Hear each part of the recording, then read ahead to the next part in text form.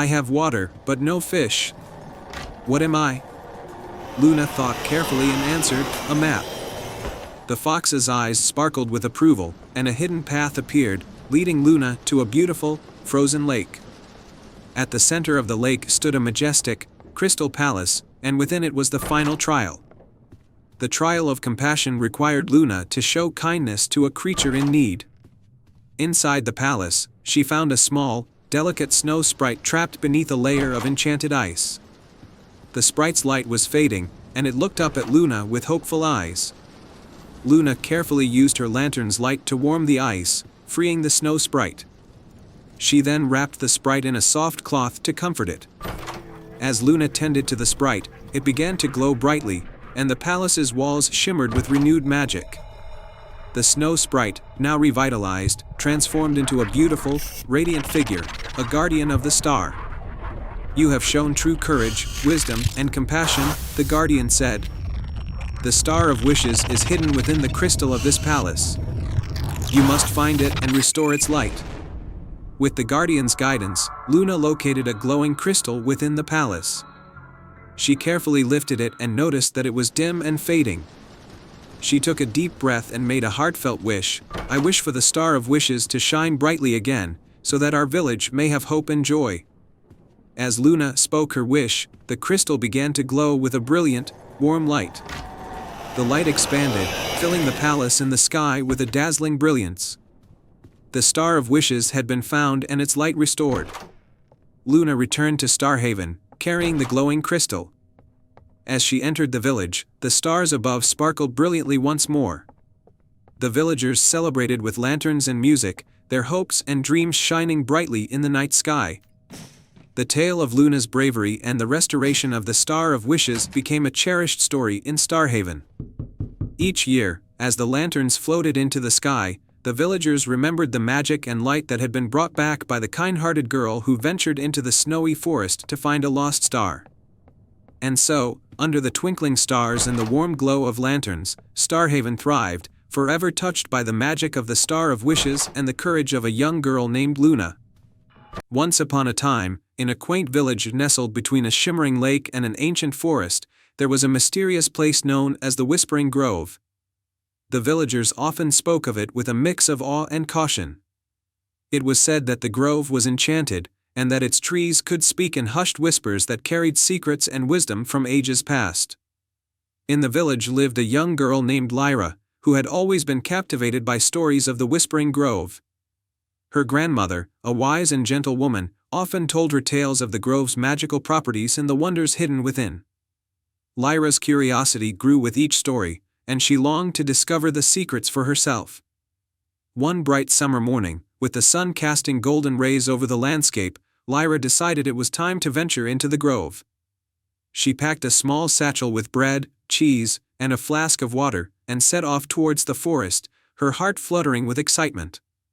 As she entered the grove, the trees seemed to sway gently, as if welcoming her. The air was filled with the sweet scent of blooming flowers and the soft hum of nature. Lyra walked along a winding path, guided by the whispers that seemed to guide her steps. Suddenly, the path led her to a clearing where a grand, ancient tree stood. Its trunk was wide and gnarled, and its branches reached out like protective arms. At the base of the tree was a large, intricately carved wooden door.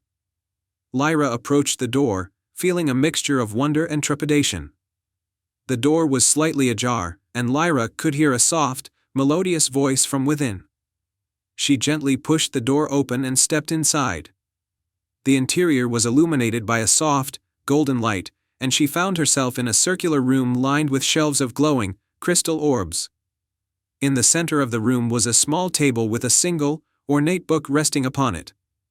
Lyra approached the book and saw that it was bound in silver and embossed with a symbol of a tree intertwined with stars.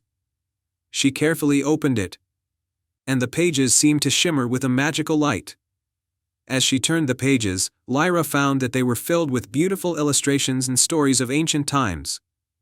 Each story was about people who had come to the Whispering Grove seeking wisdom and guidance. Lyra read about a hero who had saved his village from a terrible drought and a wise queen who had used the grove's knowledge to bring peace to her kingdom. But as Lyra continued to read, she came across a story that stood out. It was about a hidden treasure that could only be found by someone with a pure heart and noble intentions. The treasure was said to be hidden deep within the grove and was protected by a magical riddle. Lyra's heart raced with excitement. She felt a deep connection to the story and knew that this was the reason she had come to the Whispering Grove. She decided to seek out the treasure, guided by the clues in the book. Following the instructions, Lyra ventured deeper into the grove.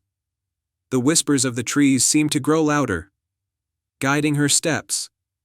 She came to a small, babbling brook that sparkled with a silvery light. On the other side of the brook was a stone archway covered in vines. Lyra crossed the brook and stepped through the archway. She found herself in a hidden glen filled with glowing flowers and a crystal-clear pond. At the center of the pond was a small island with a pedestal. On the pedestal rested a delicate, golden chest. With a sense of reverence, Lyra approached the chest. It was adorned with intricate designs of stars and trees, just like the book. The chest had a lock shaped like a star, and Lyra realized that she needed to solve the magical riddle to open it. The riddle was written in elegant script on the chest: "I am not alive, but I grow. I don't have lungs, but I need air. I don't have a mouth, but water kills me. What am I?" Lyra thought hard, recalling the stories from the book and the whispers of the grove.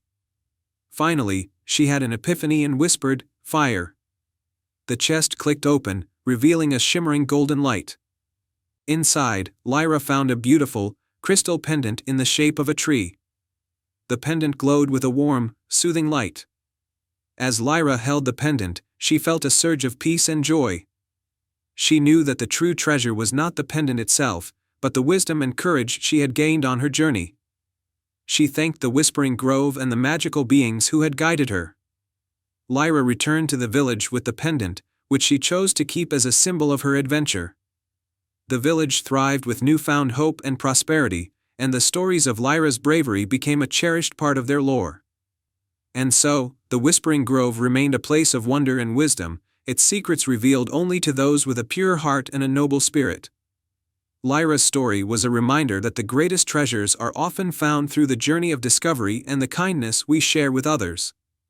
The Whispering Glade. Once upon a time, in a land where emerald forests stretched as far as the eye could see, there was a hidden glade known as the Whispering Glade. This enchanted place was said to be protected by ancient magic, and only those with a pure heart could find it. Legends told that the glade held the secrets to healing and happiness. In the nearby village of Fernwood, there lived a gentle young woman named Eloan. Eloan was beloved in her village for her kindness and her gift for tending to the sick and injured. But lately, Fernwood had fallen under a dark cloud of sadness, as a mysterious illness had begun to affect the villagers, leaving them weak and weary. One evening, as Eloan sat by her window, she heard a soft, melodious whisper on the wind. The whispers seemed to call her name, urging her to seek the Whispering Glade. Determined to find a cure for her village, Eloan decided to follow the mysterious call. With a small satchel of supplies, bread, a flask of water, and a warm cloak, Eloan set out into the forest. The trees were tall and majestic, their leaves rustling with secrets. She followed a narrow path, which seemed to guide her deeper into the woods. The air grew cooler, and the forest became quieter, until only the sound of her footsteps could be heard.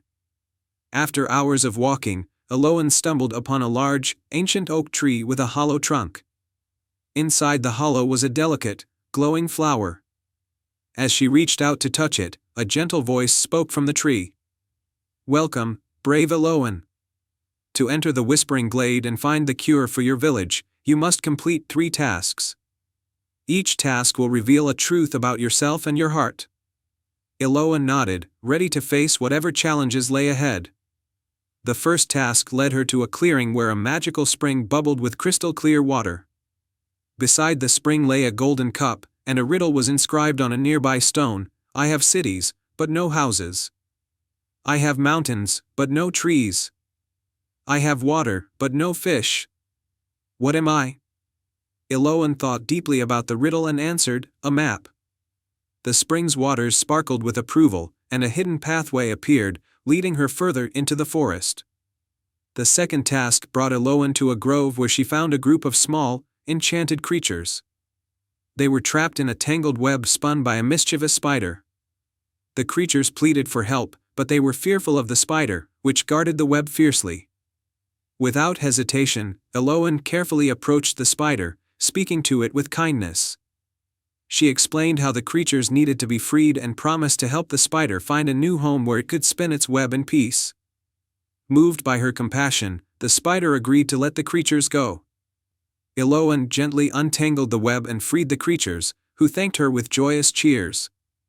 The grove's trees swayed with delight, and a new path opened up, leading Eloan closer to her goal. The final task was the most challenging. Eloan arrived at a tranquil meadow where a large stone stood with a keyhole. Beside it was a shimmering, golden key on a pedestal. The key was surrounded by a circle of stones, each bearing an inscription about the virtues of bravery, wisdom, and love. Eloan realized that to unlock the stone, she needed to show that she embodied these virtues. She closed her eyes and reflected on her journey. She had shown bravery in facing the unknown, wisdom in solving the riddle, and love in helping the enchanted creatures. With these virtues in her heart, Eloan approached the stone and gently inserted the key. The stone slid away to reveal a hidden passage leading to the Whispering Glade. As Eloan stepped into the glade, she was greeted by a breathtaking sight. The glade was filled with vibrant, healing herbs and flowers, their petals glowing softly in the moonlight. In the center of the glade was a pool of water, and beside it lay an ancient, silver bowl. The same gentle voice spoke again, "You have proven your heart's true worth. Use the herbs and flowers from this glade to heal your village." Eloan carefully gathered the herbs and flowers, filling her satchel with the precious ingredients. As she made her way back to Fernwood, she felt a sense of hope and purpose. Upon her return, Eloan prepared remedies from the glade's plants and distributed them among the villagers. The healing powers of the herbs worked swiftly, and soon, the village was revived with renewed strength and happiness. The villagers celebrated Eloan's bravery and kindness, and the Whispering Glade became a symbol of hope and healing in their hearts. Eloan's story was told for generations, a reminder of the magic that exists when one's heart is true and selfless. And so, the village of Fernwood thrived once more, blessed by the magic of the Whispering Glade and the courageous spirit of one remarkable woman. Once upon a time, in a quaint village surrounded by rolling hills and sparkling streams, there was a little shop known as the Enchanted Clockmaker. This shop, owned by a gentle and wise clockmaker named Oliver, was renowned for its magical clocks. Each clock had the power to grant one special wish to the person who understood its true purpose. Oliver had inherited the shop from his grandfather and had always maintained its magic with great care. The most remarkable clock in the shop was the Grand Timekeeper, a magnificent timepiece with intricate carvings of stars and moons, and a crystal-clear face that seemed to hold the secrets of time itself. The village loved Oliver and his clocks, but none had ever been bold enough to make a wish on the Grand Timekeeper. That is, until a young girl named Lily came into the shop. The mysterious visitor Lily was a kind-hearted girl with a bright smile and a curious mind. She had heard stories of Oliver's magical clocks and was fascinated by them. Her family was poor, and her only wish was to bring happiness and comfort to her ailing mother. One chilly autumn afternoon, Lily entered the Enchanted Clockmaker, her eyes wide with wonder. Oliver greeted her with a warm smile. "Welcome, Lily. What brings you to my shop today?" "I've heard about your magical clocks," Lily said hesitantly. "I've come to see if one of them can help my mother." Oliver's eyes softened as he listened to Lily's story. "The Grand Timekeeper is a special clock," he said gently. "It can grant one wish, but it requires a heart that truly understands its magic. If you're ready, you may try." The test of the Grand Timekeeper. Oliver led Lily to the Grand Timekeeper, its face glowing softly. "To make your wish, you must first learn the secret of the clock," he explained. "There is a hidden mechanism that only reveals itself to those who approach with a pure heart." Lily examined the clock closely, her fingers tracing the intricate designs.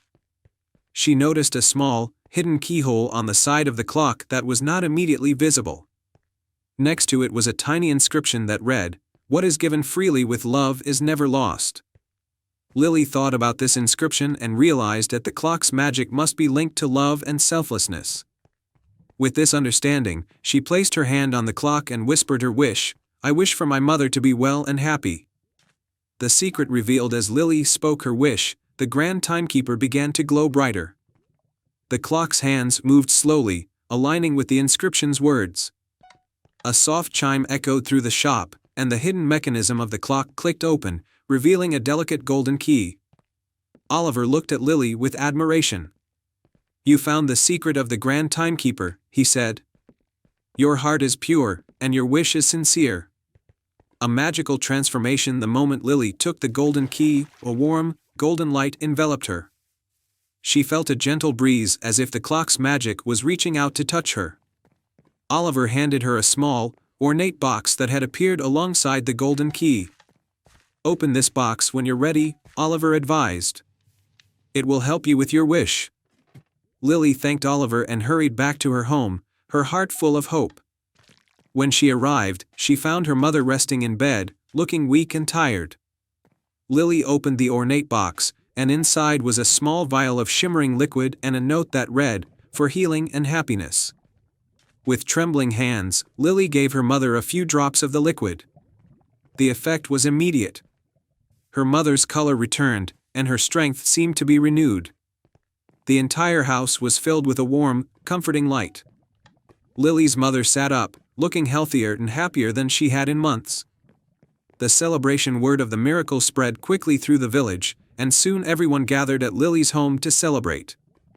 They marveled at the healing and praised Lily's bravery and kindness. Oliver was also there, watching with a proud smile. Lily's family, once struggling, was now filled with joy and gratitude. The village came together to support them, and soon their lives improved in many ways. The magic of the Grand Timekeeper had not only healed Lily's mother but also brought the community closer together. The legacy of the Grand Timekeeper. As time passed, the story of Lily and the Grand Timekeeper became a cherished tale in the village. The enchanted clock continued to stand in Oliver's shop, a symbol of hope and the power of love and selflessness. Oliver eventually retired, passing on the shop and the Grand Timekeeper to a new generation of clockmakers, but the magic of the clock lived on. It continued to remind everyone that the greatest wishes come from the heart and that true magic is found in acts of love and kindness. And so, the village thrived with happiness and prosperity, and the legend of the Grand Timekeeper was told for generations, a testament to the enduring power of a pure heart. The end. In a quaint village called Meadowbrook, nestled between rolling hills and lush forests, lived a young girl named Lila. Lila was known for her boundless curiosity and her kind heart. She loved to explore the woods and fields surrounding her village, always hoping to uncover some new secret or hidden wonder. One crisp autumn evening, as Lila walked home from the forest, she noticed a peculiar glow coming from a nearby hill. Intrigued, she climbed the hill and discovered a small, ancient stone covered in intricate carvings. The stone seemed to shimmer with a faint, magical light. At its center was a deep blue gem, a starstone, as the village legends called it. According to the stories passed down through generations, the starstone was a magical gem that had the power to grant one wish to a person with a pure heart. However, it had been lost for many years, and its magic was believed to be a mere fairy tale. Excited by her discovery, Lila gently touched the starstone, and a soft voice whispered in her ear, "To awaken the magic, you must follow the path of courage, wisdom, and compassion." The quest begins. Determined to unlock the starstone's magic, Lila set out on a quest. She took the gem to her grandmother, who was known for her knowledge of ancient legends. Her grandmother confirmed the tale and explained that the starstone's magic could only be activated by completing 3 challenges, one of courage, one of wisdom, and one of compassion. Lila packed a small bag with essentials and set off into the forest, following the map of clues her grandmother had provided. The first challenge led her to the Caves of Echoes, a dark and winding labyrinth said to test one's courage. The challenge of courage. Inside the caves, Lila encountered eerie shadows and strange sounds that seemed to play tricks on her mind. The cave was filled with twisting passages and unexpected obstacles. As she ventured deeper, she found herself face to face with a giant spider, its eyes glowing menacingly. Despite her fear, Lila remembered the stories of bravery she had heard. Taking a deep breath, she stood her ground and spoke kindly to the spider, explaining that she meant no harm. To her surprise, the spider revealed itself to be a guardian of the cave and was testing her bravery. Pleased with her courage, the spider allowed her to pass and provided her with a shimmering crystal to help guide her on the rest of her journey. The challenge of wisdom. The next challenge took Lila to the Wise Owl's Grove, where an ancient owl named Olwen awaited her. Olwen was known for his riddles and wisdom. To pass this challenge, Lila had to solve a riddle that would reveal the way to the final challenge. Olwen asked, "I am not alive, but I grow. I don't have lungs, but I need air. I don't have a mouth, but water kills me. What am I?" Lila thought carefully and answered, "Fire." Olwen nodded approvingly and gave Lila a magical parchment that would show her the path to the final challenge. The parchment glowed with a soft light and guided her to the heart of the forest, where the final test awaited. The challenge of compassion. In the heart of the forest, Lila found a small, injured fawn. The fawn was trembling and in pain, unable to move. This challenge was to test her compassion. Lila gently tended to the fawn, using her first aid knowledge and the herbs she had gathered along the way. She spoke soothing words and made a cozy nest for the fawn to rest. As she cared for the fawn, a gentle breeze blew through the trees, and a soft light surrounded them. The fawn's injuries began to heal, and it stood up, its eyes filled with gratitude. The spirit of the forest, moved by Lila's compassion, revealed itself and granted her the final piece of the puzzle. The wish fulfilled. With all three challenges complete, Lila returned to the Starstone. As she placed the crystal, the parchment, and the light from her journey near the stone, it began to glow brightly. The magical energy of the Starstone enveloped her, and she felt a profound sense of peace and fulfillment. Lila made her wish, "I wish for my village to thrive and be filled with happiness and prosperity." The Starstone's light spread throughout the land, and the village of Meadowbrook began to flourish. The fields became abundant with crops, the river flowed with crystal clear water, and the village was filled with joy and laughter. The villagers marveled at the transformation and celebrated Lila's bravery, wisdom, and compassion. A lasting legacy. Lila's tale became a cherished story in Meadowbrook, inspiring generations to come. The Starstone was returned to its resting place, waiting for the next pure-hearted seeker.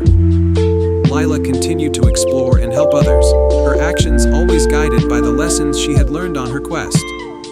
As the years passed, Meadowbrook thrived under the blessings of the Starstone. The village remained a place of happiness and harmony, and Lila's legacy lived on as a symbol of courage, wisdom, and compassion. And so, in the magical village of Meadowbrook, the Starstone's light continued to shine brightly, a testament to the power of a pure heart and the magic of a wish fulfilled. The end. Once upon a time, in a bustling village nestled between rolling hills and a sparkling river, there lived a wise old clockmaker named Tobias. Tobias was known throughout the land for his intricate and magical clocks that could measure not just time, but also moments of joy and sorrow. His most prized possession was an ancient clock known as the Heart of Time, a masterpiece that was said to hold the secrets of time itself. The clock was kept in the heart of Tobias's workshop, a cozy, cluttered space filled with the tick-tock of countless timepieces and the warm scent of wood and oil. Tobias had an apprentice named Lila, a bright and curious young girl who had been learning the art of clockmaking for many years.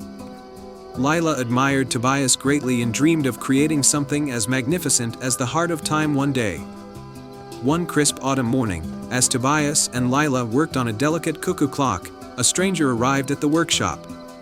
He was a tall man with a cloak as dark as midnight and eyes that gleamed with an unsettling light. He introduced himself as Mortimer and claimed to be a collector of rare and magical artifacts. "I have come to acquire the Heart of Time," Mortimer said, his voice smooth and persuasive. "I am willing to pay handsomely for it." Tobias's face grew solemn. "The Heart of Time is not for sale. It holds more than just mechanical parts. It is a keeper of the essence of time itself.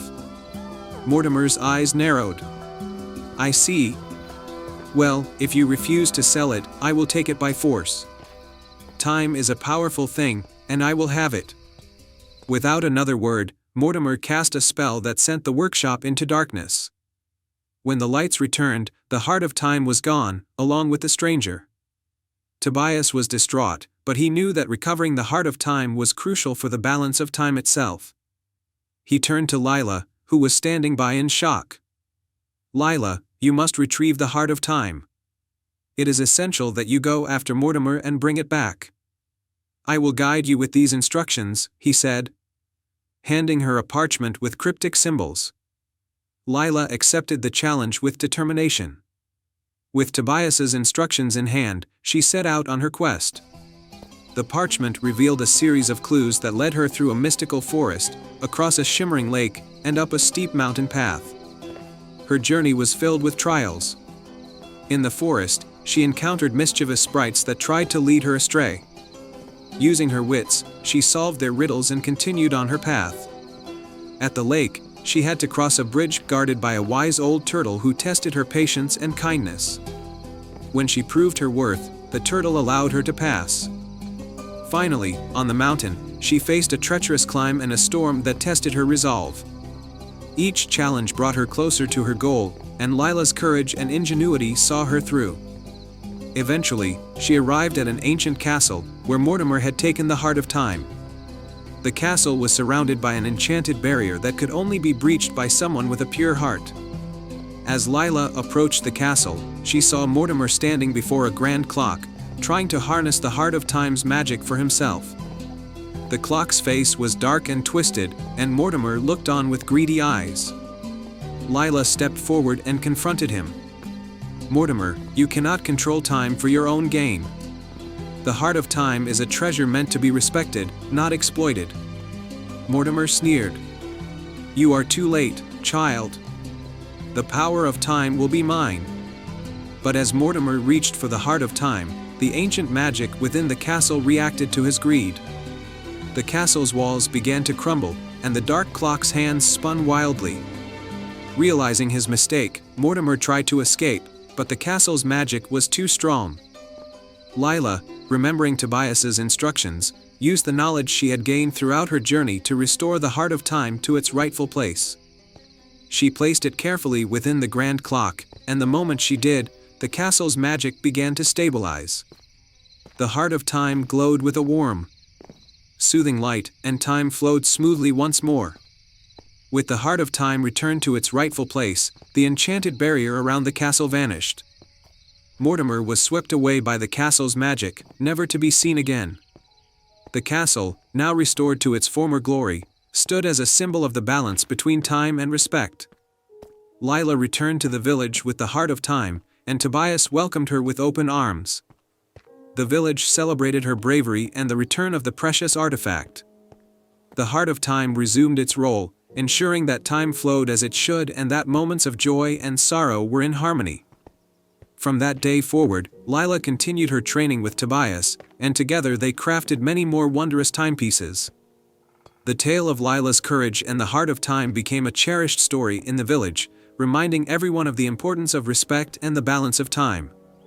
And so, in the kingdom of Erandir, where time and magic intertwined, the legacy of the heart of time and its brave protector lived on, inspiring future generations to honor the essence of time and the wisdom that comes with it. Once upon a time, in a small, peaceful village by the edge of an enchanted forest, there lived a humble fisherman named Tomas.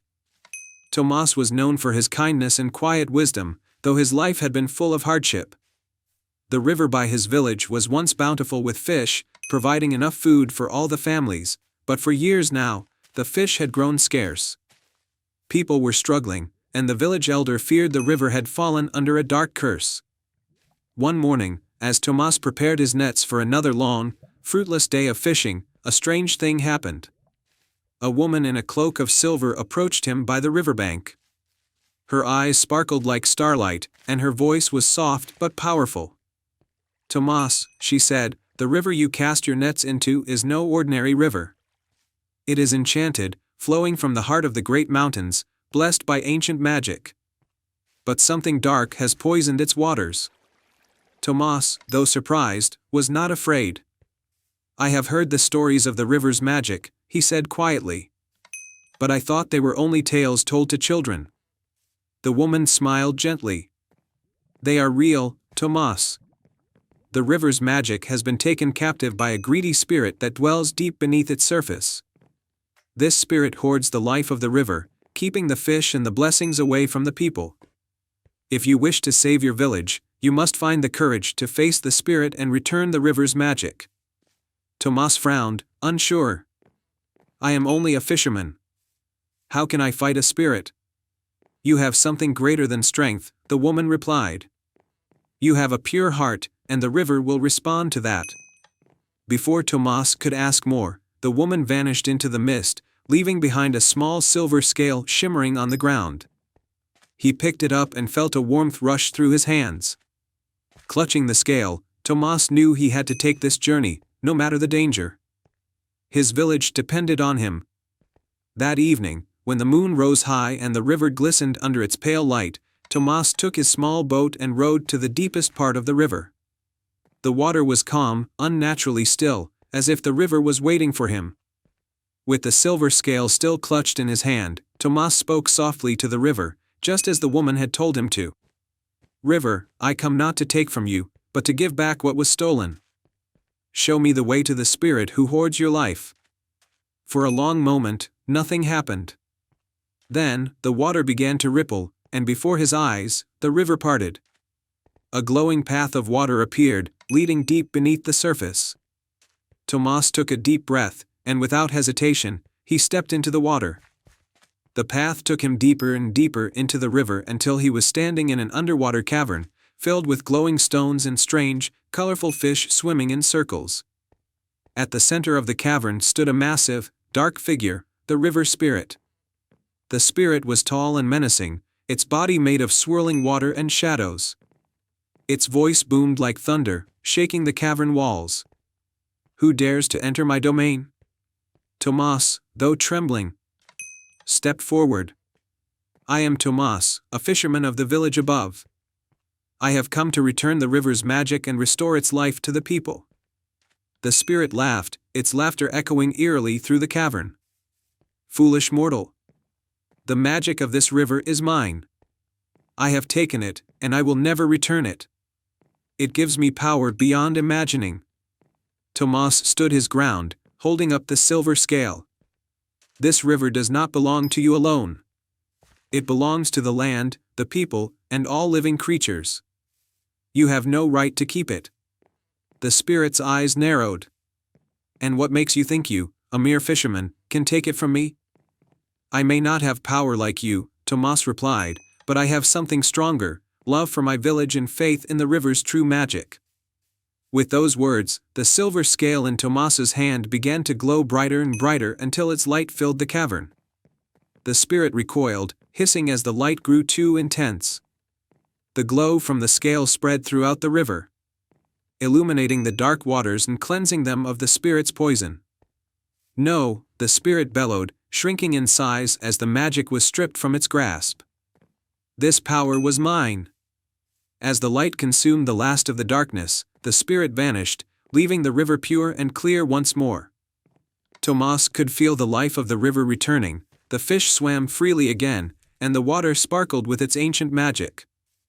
The path of water that had led Tomas to the cavern began to rise, carrying him back to the surface. When he emerged from the water, the riverbank was bathed in moonlight, and the village lights flickered warmly in the distance. Tomas felt a wave of relief and peace wash over him. The river was alive again, and his people would no longer suffer.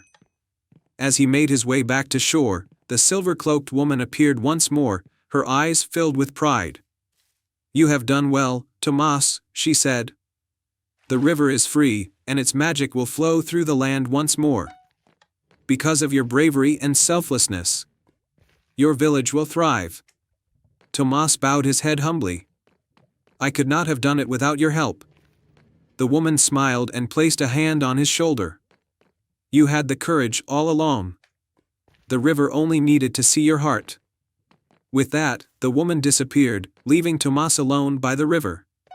He looked out over the water, now flowing smoothly and teeming with life once again. The next day, when the villagers awoke and saw the river full of fish, they rejoiced, thanking Tomas for his bravery. From that day forward, the village flourished, and the river never ran dry again. Tomas continued to fish, not for wealth or glory, but simply because he loved the river and the life it gave to the land. And every night, as the moon rose over the water, he would sit by its banks, knowing that the magic of the river flowed not just through the land, but through his own heart. And so, the village lived in peace, its people always remembering the story of Tomas, the brave fisherman who freed the river's magic with nothing more than a pure heart and a silver scale. Once upon a time, in the quaint village of Rivamist, nestled between rolling hills and lush forests, there was a special fairground known for its magical carousel. The carousel, adorned with intricately carved wooden animals and shimmering lights, was said to come alive during the full moon, offering wondrous rides to those with pure hearts. The fairground was owned by a kind old man named Cedric, who had spent his life maintaining the carousel and telling tales of its magic. Despite Cedric's stories, many villagers dismissed them as mere fantasy. But in the heart of the village lived a young girl named Eloan, who believed in the magic of the carousel more than anyone else. Eloan had always felt a special connection to the fairground. Her grandmother had once told her that the carousel was enchanted by a powerful sorceress named Lyra, who had blessed it with the ability to grant a single wish to anyone who rode it on the night of a full moon. Eloan dreamed of riding the carousel and making a wish for her village, which had recently faced a series of hardships, including failed harvests and a dwindling river.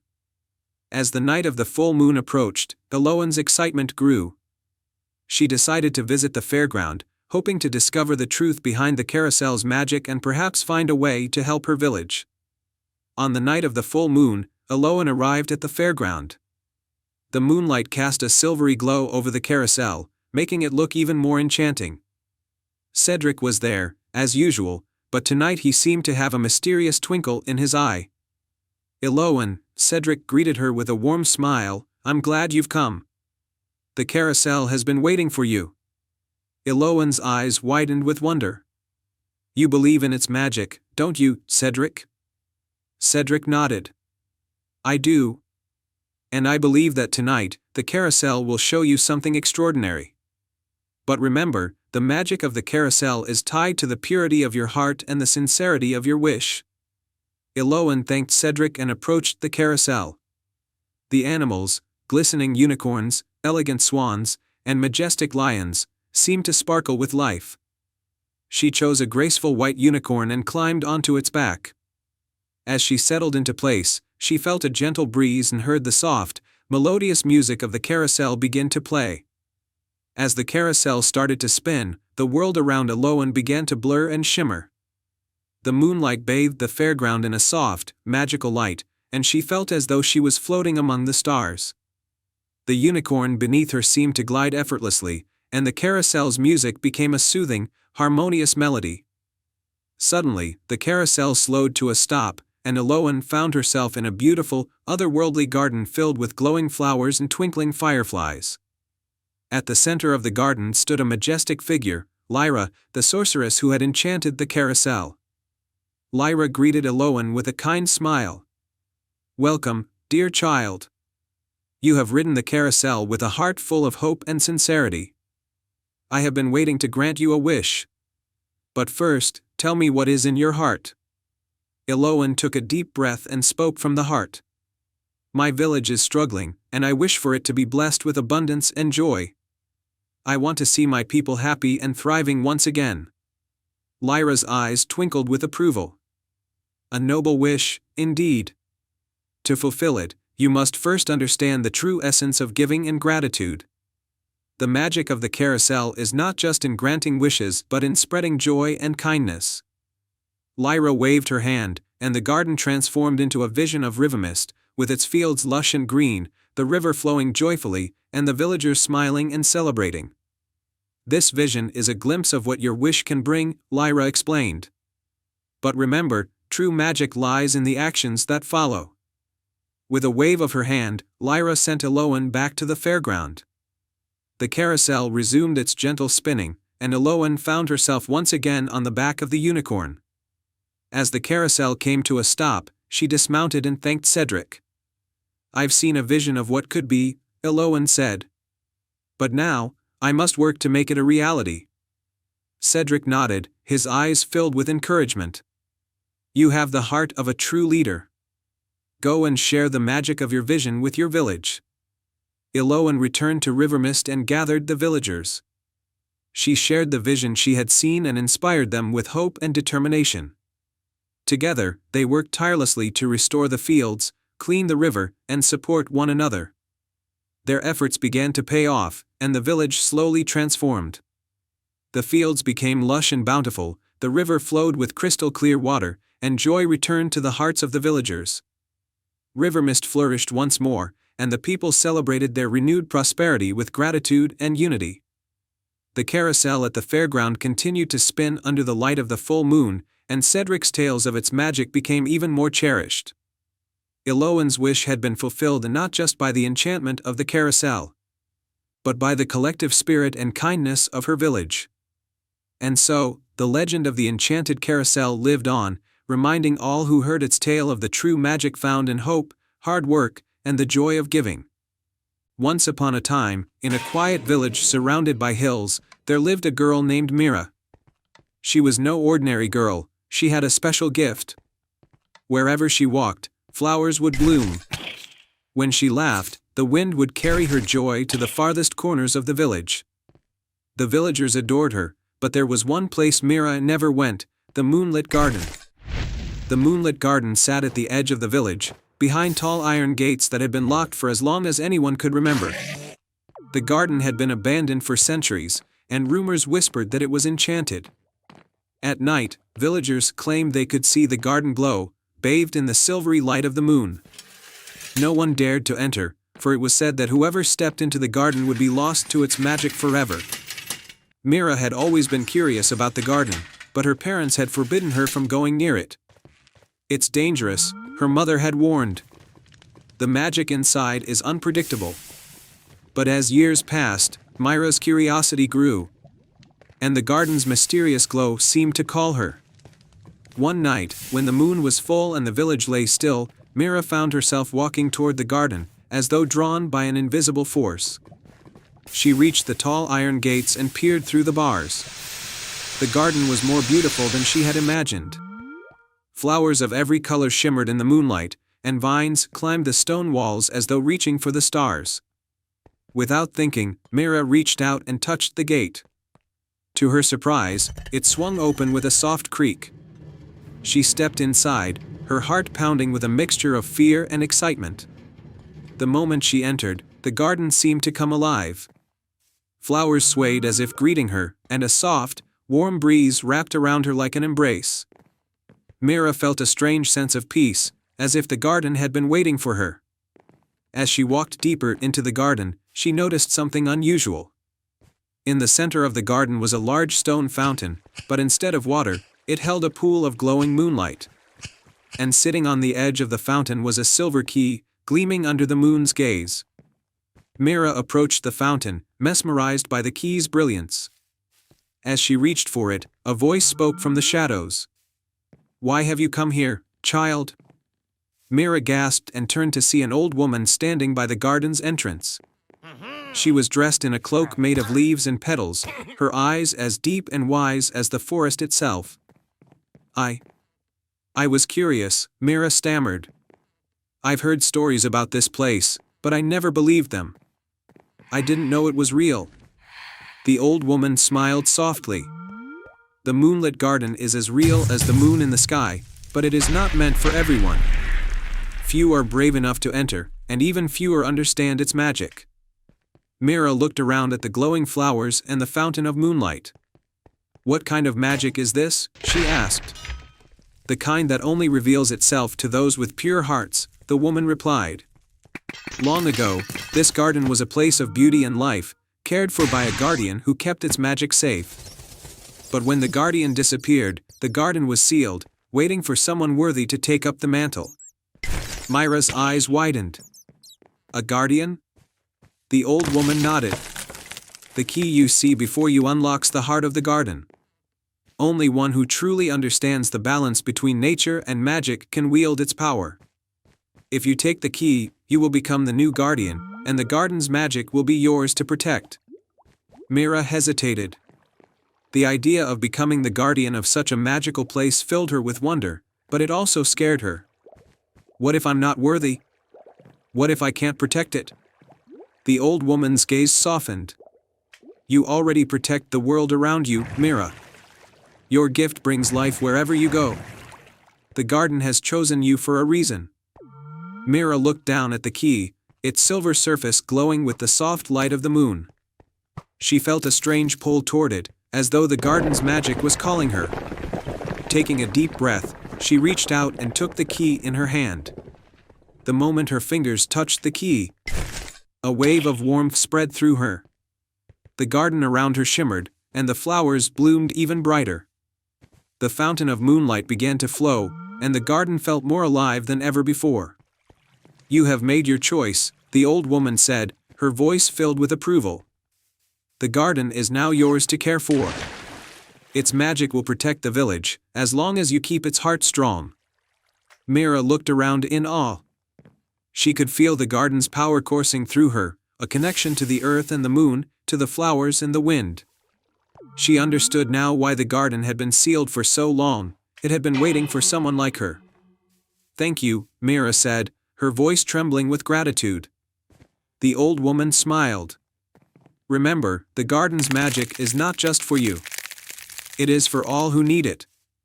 Use it wisely, and it will never fade. With that, the old woman faded into the shadows, leaving Mira alone in the moonlit garden. But Mira no longer felt afraid. She knew what she had to do. From that night on, the moonlit garden became a place of healing and wonder. The villagers, once too fearful to approach, now came to the garden seeking its magic. Flowers bloomed in abundance, and the village flourished under Mira's care. And Mira, the new guardian of the moonlit garden, lived a life filled with adventure and purpose, knowing that the magic she protected would continue to bloom for generations to come. The end. In a small village nestled in a valley surrounded by towering mountains, there lived a young girl named Lila. Lila had a gift that no one in the village could match. She could play the violin so beautifully that it could make the flowers bloom and the birds sing. Her music brought joy to everyone who heard it, and whenever she played in the village square, people would stop whatever they were doing just to listen. But Lila's talent was more than just skill, it was magic. Her violin was no ordinary instrument, it was enchanted. It had been passed down through generations in her family, and it was said to hold the power of the forest spirits. When Lila played, the music could weave spells, change the weather, and even heal the sick. One day, as Lila played her violin by the riverbank, an old woman appeared from the shadows of the trees. She was bent with age, her hair as white as snow, and she carried a staff adorned with strange symbols. The old woman listened to Lila's music with a smile, her eyes sparkling with wisdom. "You have a rare gift, my child," the old woman said when Lila finished her song. "Your music can bring great joy, but it can also bring great sorrow if used unwisely." Lila was curious about the old woman's words. "Who are you?" she asked. "And what do you mean?" "I am the guardian of the enchanted violin," the old woman replied. "Long ago, I was given the task of watching over it and ensuring that it was used only for good. But now, I am old, and my time is coming to an end. I have been searching for someone worthy to take my place, and I believe you are that person." Lila was shocked. "Me? But I'm just a girl from the village. How can I be a guardian?" "You have a pure heart, Lila, and that is what matters most," the old woman said gently. "But be warned, there are those who would seek to use the violin's power for their own gain. You must protect it and use it only to help others." Lila nodded, though she still felt uncertain. The old woman smiled and placed her hand on Lila's head. "You will know what to do when the time comes," she said. Then, with a wave of her staff, she vanished, leaving Lila alone by the river. The days passed, and Lila continued to play her violin, but now she was more aware of its power. She played to bring rain to the fields during a drought, to calm a storm that threatened the village, and to heal a sick child. The villagers were amazed by her abilities, but Lila never spoke of the old woman or the warning she had given. One day, a stranger arrived in the village. He was a tall, handsome man with piercing blue eyes and a cloak of deep green. He introduced himself as Lord Alaric and claimed to be a nobleman from a distant kingdom. He had heard of Lila's talent and had come to hear her play. Lila played her violin for Lord Alaric, and he was captivated by her music. "Your talent is extraordinary," he said when she finished. "Such a gift should be shared with the world. I can offer you a place in my court, where you will be honored and revered. You will want for nothing." Lila was tempted by his offer, but something about Lord Alaric made her uneasy. She remembered the old woman's warning and hesitated. "I appreciate your offer, my lord, but I am happy here in my village," she said. Lord Alaric's smile faded, and his eyes grew cold. "You are wasting your potential here, playing for peasants. Come with me, and you will have riches and fame beyond your wildest dreams." But Lila shook her head. "I play to bring joy to others, not for riches or fame." Lord Alaric's expression darkened, and Lila realized too late that he was not who he seemed. "Foolish girl," he hissed. "Do you think I care about your village? I want the power of that violin, and I will have it." Before Lila could react, Lord Alaric lunged at her, trying to seize the violin. But as his hand touched the instrument, a brilliant light burst forth, blinding him. Lila felt the violin pulse with energy, and a protective barrier formed around her. The light faded, and Lord Alaric staggered back, clutching his eyes. "This isn't over," he snarled before disappearing into the forest. Lila was shaken, but she knew now that the old woman had been right. There were those who would seek to use the violin for evil. She couldn't stay in the village any longer. She had to protect the violin from those who would try to steal its power. That night, Lila packed her belongings and left the village, heading into the mountains. She traveled for many days, guided by the music of the violin, which seemed to know the way. Finally, she reached a hidden valley, surrounded by tall trees and filled with the sound of birdsong. In the center of the valley stood a great tree with golden leaves, its branches stretching high into the sky. Lila knew this was the place she was meant to be. She played a soft, gentle melody on her violin, and as the last note faded, the tree's roots parted, revealing a hidden chamber. Inside the chamber, Lila found a pedestal carved from stone. She placed the violin on the pedestal. And as she did, the chamber filled with light. The violin began to glow, its magic returning to the earth from which it had come. Lila knew that the violin was now safe, protected by the magic of the valley. She had fulfilled her duty as the guardian, and the violin would never again be used for evil. With a heart full of peace, Lila left the valley, knowing that the enchanted violin would continue to bring joy to the world, even if it was no longer in her hands. And so, Lila returned to her village, where she continued to play music, not with the enchanted violin, but with a simple one made by her own hands. Her music was still beautiful, still filled with joy, and the villagers loved her all the more for it. As for the enchanted violin, it remained hidden in the valley, waiting for the day when a new guardian would be chosen to protect its magic once more. Once upon a time, in a land far beyond the mountains, there was a village called Evermore. Evermore was a quaint place, surrounded by rolling hills and lush forests. The village was known for its beautiful gardens, where every kind of flower and plant could be found. But the most famous garden of all was the Enchanted Garden, hidden deep within the forest. This garden was said to have been created by the ancient spirits of nature, and it was filled with the rarest and most magical plants in the world. The people of Evermore often spoke of the Enchanted Garden, but none dared to venture there, for it was protected by a powerful magic that only allowed those with a pure heart to enter. Many had tried to find the garden, but all had returned empty-handed, telling tales of mysterious paths that led them in circles and whispers in the wind that guided them away. In Evermore, there lived a young girl named Elara. Elara was kind and gentle, with a love for all living things. She spent her days tending to her family's small garden, where she grew the most vibrant flowers in the village. Her mother often told her stories about the enchanted garden, and Alara dreamed of one day finding it. She wasn't interested in the magic or the rare plants, she simply wanted to see the beauty of the garden with her own eyes. One bright morning, as the sun rose over the hills, Alara decided that she would set out to find the enchanted garden. She packed a small basket with food, a flask of water, and a little book of flowers she had been given by her grandmother. With a heart full of hope, she kissed her mother goodbye and began her journey into the forest. The forest was dense and alive with the sounds of birds singing and leaves rustling in the wind. Alara walked for hours, following paths that twisted and turned, always trusting her instincts.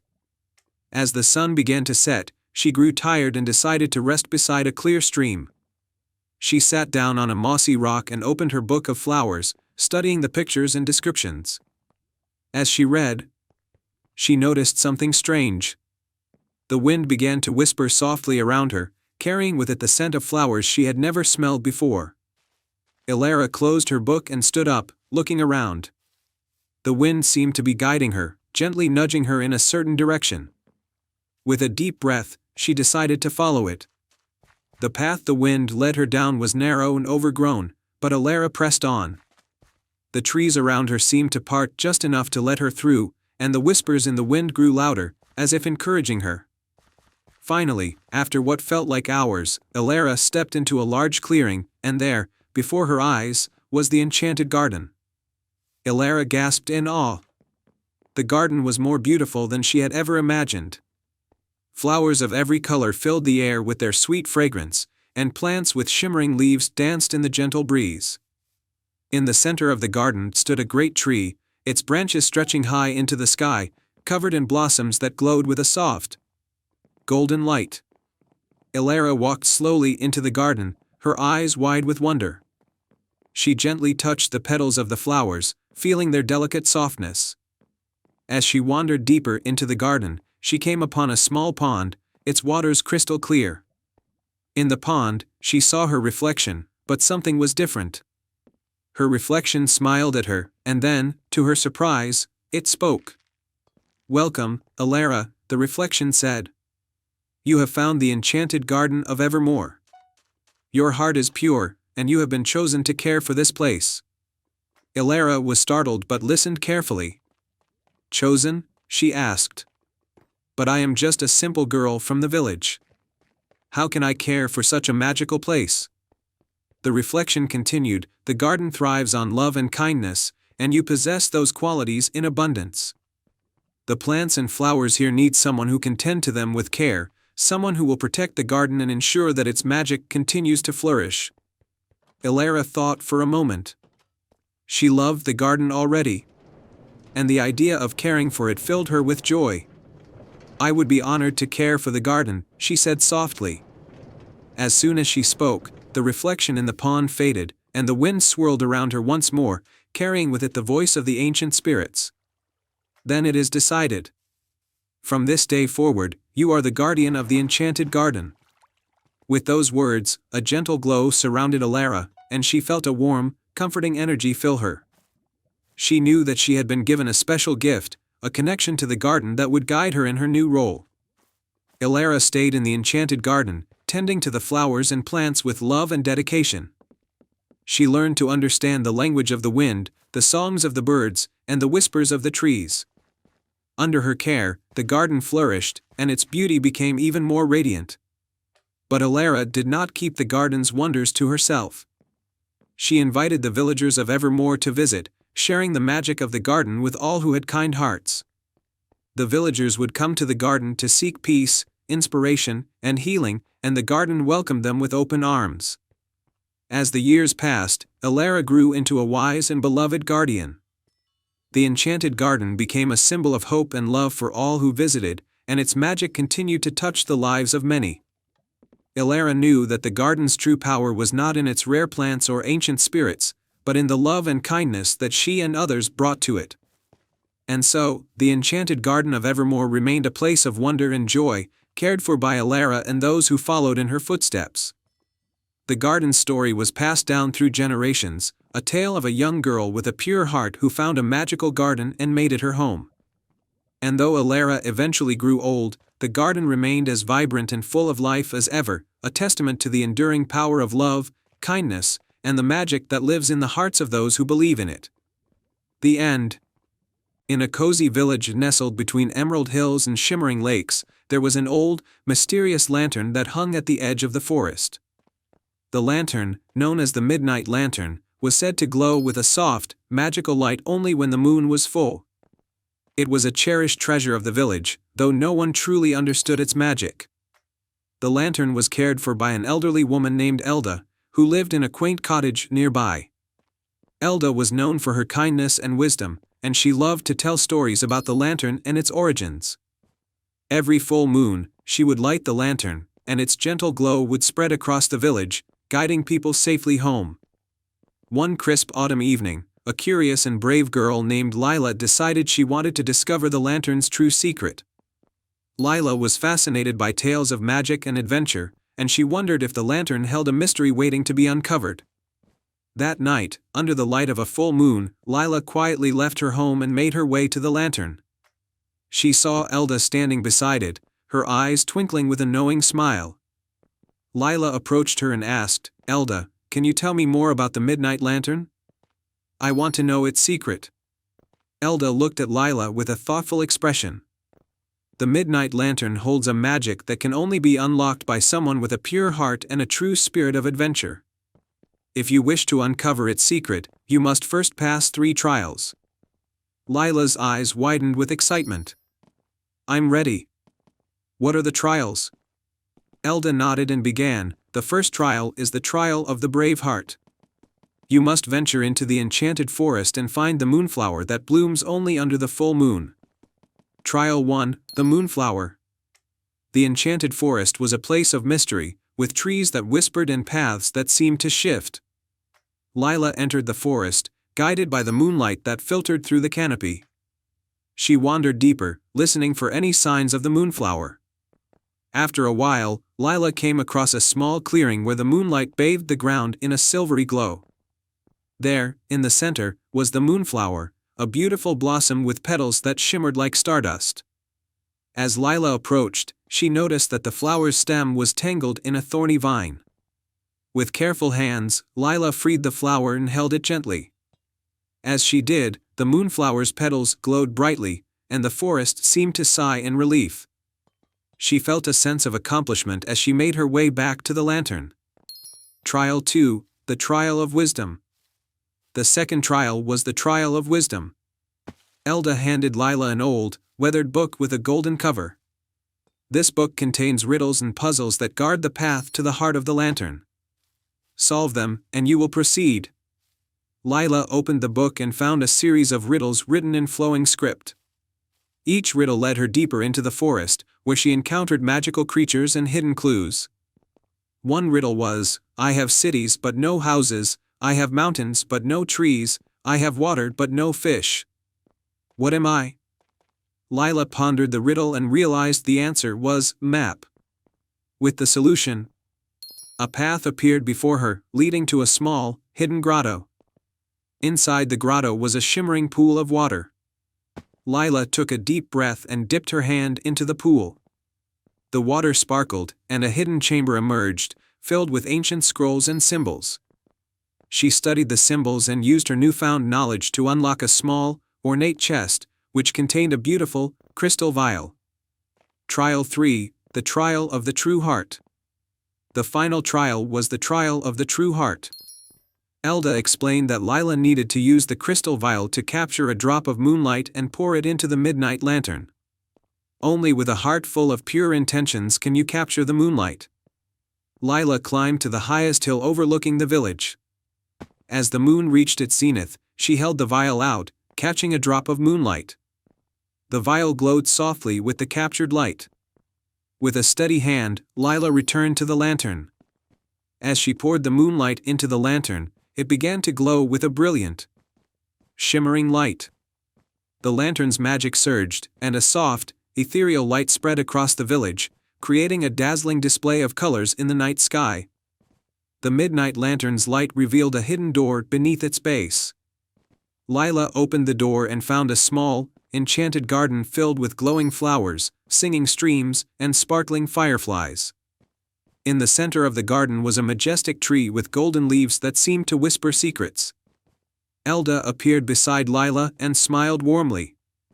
"You have proven your bravery, wisdom, and pure heart. The Midnight Lantern's magic is now fully awakened, and this garden is a gift to you."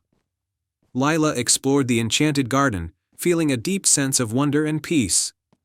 She realized that the garden was a place of beauty and magic meant to be shared with others. Returning to the village, Lila shared her adventure with the villagers. They were amazed and grateful, and the Midnight Lantern's glow continued to guide and inspire them. The enchanted garden became a place of joy and wonder, where people came to celebrate the magic of the night. And so, the tale of Lila and the Midnight Lantern became a cherished story in the village, a reminder of the magic that can be unlocked by a pure heart and a true spirit of adventure. The lantern's light continued to shine brightly, illuminating the path for those who sought to discover the wonders hidden in the world. Once upon a time, in a kingdom far beyond the tallest mountains, there lived a young girl named Alara. She lived in the peaceful village of Starvale, known for the bright stars that glittered above its skies every night. The stars were said to bring good fortune and protect the people of the kingdom from darkness. Alara had always been fascinated by the stars. Every evening, she would climb to the highest hill near her home and watch them twinkle, wondering what secrets they held. Her grandmother often told her tales about a long-forgotten star, one that had fallen from the sky ages ago, carrying with it a great magic. It was said that whoever found the star could wish for anything they desired. But as time passed, people began to forget about the fallen star, and soon, it was just a story whispered to children at bedtime. However, Alara never stopped believing. She felt deep in her heart that the star was real, and one day, she would find it. One fateful night, as Alara sat on her hill, something extraordinary happened. The stars above her seemed to dim for just a moment, and then, a single, brilliant star shot across the sky. It was so bright that it lit up the entire kingdom for a brief second. Alara gasped, her heart racing, for she knew what it was, the fallen star. The next morning, Alara packed her small satchel and set out on a journey to find the forgotten star. She knew it wouldn't be easy, but her curiosity and determination were stronger than any fear. Armed only with the stories her grandmother had told her, she ventured into the deep, ancient forest that lay beyond her village, the place where the star was said to have fallen. As she wandered deeper into the woods, the trees became taller, their branches weaving together to form a canopy that blocked out the sunlight. Strange sounds filled the air, whispers, rustling leaves, and distant calls of creatures she had never heard before. Yet, Alara pressed on, her heart guided by the invisible pull of the fallen star. Hours passed, and just as Alara began to doubt her journey, she stumbled upon a small, hidden glade. In the center of the glade was a shimmering pool of water, and above it, suspended in mid-air, was a glowing orb of light. It was faint but unmistakably the star. Alara's breath caught in her throat. She had found it, the forgotten star. But as she approached, a voice echoed through the clearing. "Who dares disturb the resting place of the fallen star?" Startled, Alara looked around and saw a figure emerge from the shadows of the trees. It was an old woman, her eyes sharp and her robe flowing like mist. Alara knew instantly this was no ordinary woman, she was the Star Keeper, guardian of the ancient magic. "I'm sorry," Alara said, bowing her head respectfully. "I didn't mean to disturb anything. I've come to find the fallen star. I've heard the stories and I believe in its magic." The Star Keeper studied Alara for a moment before speaking again. "Many have sought this star, child, but few understand its true power. It is not a gift to be taken lightly. What is it that you seek?" Alara hesitated. She had thought of this moment so many times, imagining what she might wish for, riches, adventure, perhaps even power. But now, standing before the star, she realized something. "I don't want to wish for anything selfish," she said softly. I only want to protect the people of my kingdom, like the stars have always done. I want to keep the light alive." The Starkeeper's expression softened. "You are wise, young one. The fallen star's magic is not meant for personal gain but for those who understand the importance of light. The kingdom has forgotten the old ways, but you still believe." With a wave of her hand, the Starkeeper guided the glowing orb down toward Alara. "Take the star," she said. "But remember, its power lies not in granting wishes, but in the light it holds. You must return it to the sky, for only there can it truly protect your kingdom." Alara nodded, accepting the star into her hands. It was warm, pulsing with energy like a heartbeat. She felt a surge of responsibility wash over her. Without hesitation, she asked, "How do I return it to the sky?" The Starkeeper smiled. "Climb to the highest peak of the Sapphire Mountains. There, you will find the Gateway of Stars. Place the star within, and it will return to its rightful place." The journey to the Sapphire Mountains was long and treacherous. Alara faced many challenges along the way: steep cliffs, fierce winds, and strange creatures of the forest that tried to lead her astray. But with the star's light guiding her, she pressed forward, never losing hope. At last, after days of travel, Alara reached the peak of the highest mountain. There, nestled between two towering stones, was the Gateway of Stars. It was ancient, carved with runes that glowed faintly in the moonlight. Alara approached the gateway, the star in her hands glowing brighter with each step. With a deep breath, she placed the star within the center of the gateway. For a moment, nothing happened. But then, the runes lit up, and a beam of light shot into the sky, carrying the star back to its rightful home among the heavens. As the star rejoined its siblings in the night sky, a wave of light spread across the land, filling the kingdom with a warm, protective glow. The darkness that had been creeping at the edges of the kingdom vanished, and the stars shone brighter than ever before. Alara stood on the mountain peak, watching the stars with a heart full of wonder and pride. She had returned the forgotten star and restored the magic that had protected her people for generations. When Alara returned to her village, she was greeted with joy and celebration. The people of Starvale had noticed the change in the sky and knew that something extraordinary had happened. From that day on, they never forgot the power of the stars and the magic that watched over them. And as for Alara, she continued to climb her hill every evening, watching the stars with a smile, knowing that the kingdom would always be safe as long as the stars were shining bright. And so, the kingdom of the Forgotten Star flourished, filled with light, hope, and the promise of protection from the stars above. And they all lived happily ever after. Once upon a time, in a quaint village surrounded by rolling hills and blooming meadows, there was a hidden garden that few had ever seen. This garden, known only as the Moonlit Garden, was shrouded in mystery and said to be enchanted. Legends spoke of its beauty, which could only be witnessed by those who were kind and true of heart. The garden was bathed in moonlight every night, even when the moon was hidden by clouds, and it was said to hold a magical melody that could heal the heart and bring peace to the world.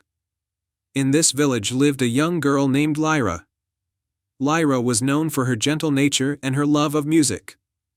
Her grandmother had once told her stories about the Moonlit Garden and its magical melody, and Lyra had always dreamed of visiting it. Her dream was fueled by a deep desire to find a way to help her ailing mother, who had been bedridden for many months. One evening, as the sun dipped below the horizon and the first stars began to twinkle, Lyra decided it was time to embark on her quest.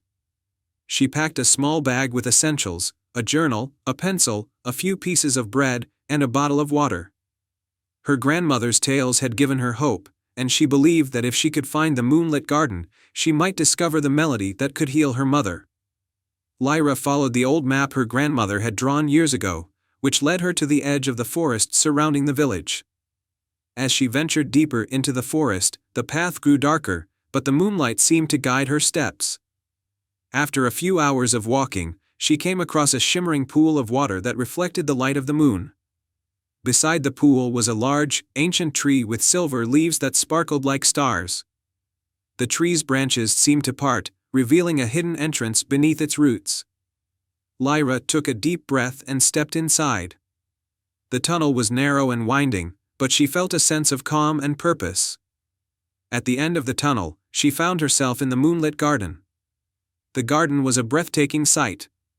Moonlight bathed the flowers in soft, glowing hues, and the air was filled with the fragrance of rare blossoms.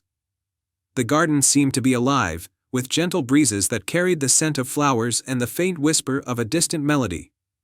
In the center of the garden stood a grand fountain with crystal-clear water that sparkled like diamonds. As Lyra approached the fountain, she noticed a delicate, silver harp resting beside it. The harp was covered in intricate engravings of flowers and stars. The melody Lyra had heard was coming from the harp, though it was faint and elusive. Lyra gently touched the harp strings, and the melody grew clearer, filling the garden with its enchanting sound. The music seemed to have a soothing effect on everything around her, the flowers bloomed more brightly, and the air became filled with a warm, comforting light. Suddenly, a soft, ethereal voice spoke from the direction of the fountain. "Welcome, Lyra. You have found the moonlit garden, and you have awakened the harp's melody. To unlock the full power of the melody and use it to heal, you must complete 3 tasks that will test your heart, mind, and spirit." Lyra nodded, feeling a mix of excitement and nervousness. The voice continued, "Your first task is the trial of the heart. You must find and help a creature in need within this garden." Lyra looked around and soon noticed a small, delicate butterfly with shimmering wings tangled in a spider's web. The butterfly fluttered weakly, unable to free itself. Lyra carefully untangled the web, freeing the butterfly. It landed on her hand and looked up at her with grateful eyes before flying off into the moonlight. "You have shown great kindness," the voice said. "Now, for the trial of the mind. You must solve a riddle to reveal the true source of the melody." A stone pedestal emerged from the ground, and on it was a scroll with a riddle written in elegant script: "I can be cracked, made, told, and played. What am I?" Lyra pondered the riddle, thinking deeply. She recalled her grandmother's stories and her own love of music. "A joke," she answered aloud. The pedestal revealed a hidden compartment with a small, ornate key. Lyra took the key and continued her journey through the garden. "You have shown wisdom," the voice said. "Now, for the final task, the trial of the spirit. You must find the source of the melody and prove that you are worthy of its power." Lyra followed the sound of the music through the garden, arriving at a hidden grove surrounded by ancient trees. At the center of the grove was a beautiful, crystal-clear pond. The harp's melody seemed to be coming from beneath the water. Lyra took a deep breath and plunged into the pond. As she swam to the bottom, she discovered a hidden chamber with a glowing, golden chest. She used the key she had found to unlock the chest, and inside was a radiant crystal that seemed to pulse with the rhythm of the harp's melody. As she held the crystal, the melody grew stronger and more powerful. The crystal's light surrounded her, and she felt a profound sense of peace and warmth. She knew that this was the magical melody she had sought. Lyra returned to the surface, carrying the crystal with her. The garden seemed to come alive with joy, and the voice spoke once more. "You have completed the trials and proven yourself worthy. Use this melody to bring healing and hope to your world." Lyra thanked the voice and made her way back to the village. She used the crystal to create a magical melody that filled her home with a soothing, healing light. Her mother, who had been bedridden for months, awoke with renewed strength and vitality.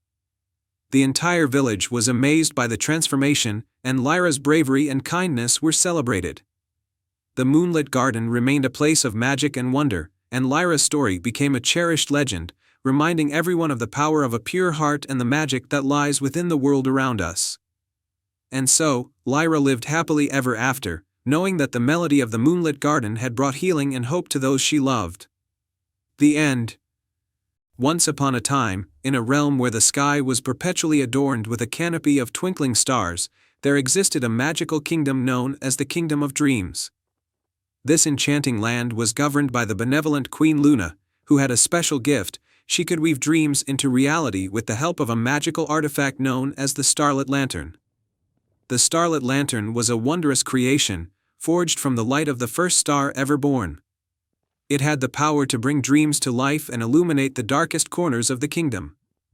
Under Queen Luna's rule, the Kingdom of Dreams flourished, its landscapes ever changing with the dreams of its people. However, one fateful night, a dark sorcerer named Malgrim, consumed by envy and greed, sought to steal the Starlit Lantern and use its power for his own sinister purposes. Under the cover of darkness, he infiltrated the castle and stole the lantern, leaving the kingdom in a state of disarray. Without the lantern's magic, the dreams of the people began to fade, and the kingdom fell into an uneasy slumber. In the midst of the turmoil, a young girl named Lyra, known for her bravery and kindness, decided to take matters into her own hands. Lyra had always been fascinated by the magic of the Starlit Lantern and felt a deep connection to its light. Determined to restore the kingdom's dreams, she set out on a quest to retrieve the stolen lantern. Accompanying Lyra were her loyal friends, Finn, a clever fox with a knack for solving puzzles, and Willow, a wise and gentle owl who knew the secrets of the forest. Together, they ventured into the unknown, following the trail left by Malgrim. Their journey led them through the enchanted forest, where the trees whispered ancient secrets and the flowers glowed with a soft, magical light. In the heart of the forest, they encountered a mischievous sprite named Puck, who was known for his trickery but also his knowledge of hidden paths. "Puck," Lyra asked, "have you seen a dark sorcerer pass through here with a magical lantern?" Puck's eyes twinkled with mischief. "Ah, I did see such a figure," he replied. "But to find him, you must solve the riddle of the Twilight Bridge." The Twilight Bridge was a magical bridge that appeared only at dusk and vanished with the sunrise. To cross it, they had to solve a riddle spoken by the bridge itself. Puck revealed the riddle: "I am not alive, but I grow. I don't have lungs, but I need air. I don't have a mouth, but water kills me. What am I?" Lyra thought carefully and then exclaimed, "Fire." The Twilight Bridge shimmered and transformed into a solid path, allowing them to cross safely. On the other side of the bridge, they arrived at the Shadow Mountains, where Malgrim had hidden the Starlit Lantern in his dark fortress. The fortress was guarded by enchanted creatures and filled with traps designed to thwart any intruders. Lyra, Finn, and Willow used their wits and teamwork to navigate through the dangers. Finn's cleverness helped them disarm traps, while Willow's wisdom guided them through the labyrinthine corridors. Finally, they reached the chamber where the Starlit Lantern was kept. Malgrim, seated on his dark throne, was busy attempting to harness the lantern's power. When he saw the intruders, he roared in anger. "You dare to challenge me?" he bellowed. "The lantern's magic is mine to command." Lyra stood firm. "Malgrim, the lantern's power is not meant for darkness. It is a beacon of hope and dreams. Return it to its rightful place and end this madness." Malgrim sneered, but as Lyra spoke, something changed. The lantern, sensing the purity of Lyra's heart, began to glow brightly. The light filled the chamber, pushing back Malgrim's dark magic. The sorcerer, overwhelmed by the brilliance of the lantern, stumbled and fell, his dark spells unraveling. With a final burst of light, the Starlit Lantern was freed from Malgrim's grasp. Lyra gently took it and, with a wave of her hand, restored its magic. The lantern's light spread throughout the Kingdom of Dreams, reviving its vibrant landscapes and bringing joy back to its people. Malgrim, defeated and remorseful, fled into the shadows, never to be seen again. Queen Luna, grateful for Lyra's bravery, welcomed her and her friends back to the castle. The kingdom celebrated with a grand festival under the shimmering starlight, and Lyra was honored as a hero. The Starlit Lantern was returned to its place of honor, and Queen Luna entrusted it to Lyra, recognizing her as the new keeper of dreams. Lyra accepted the responsibility with humility and joy, knowing that the lantern's magic would always be a beacon of hope and wonder for the Kingdom of Dreams. And so, the Kingdom of Dreams thrived once more, a land where dreams and magic intertwined, all thanks to the courage of a young girl and her loyal friends. The end. The Golden Feather and the Wise Owl. Once upon a time, in a peaceful village nestled in the heart of a vast and beautiful valley, there lived a young girl named Lyra. Lyra was known throughout the village for her kind heart and gentle spirit. She loved to wander through the meadows and forests that surrounded her home, always eager to discover new wonders of nature.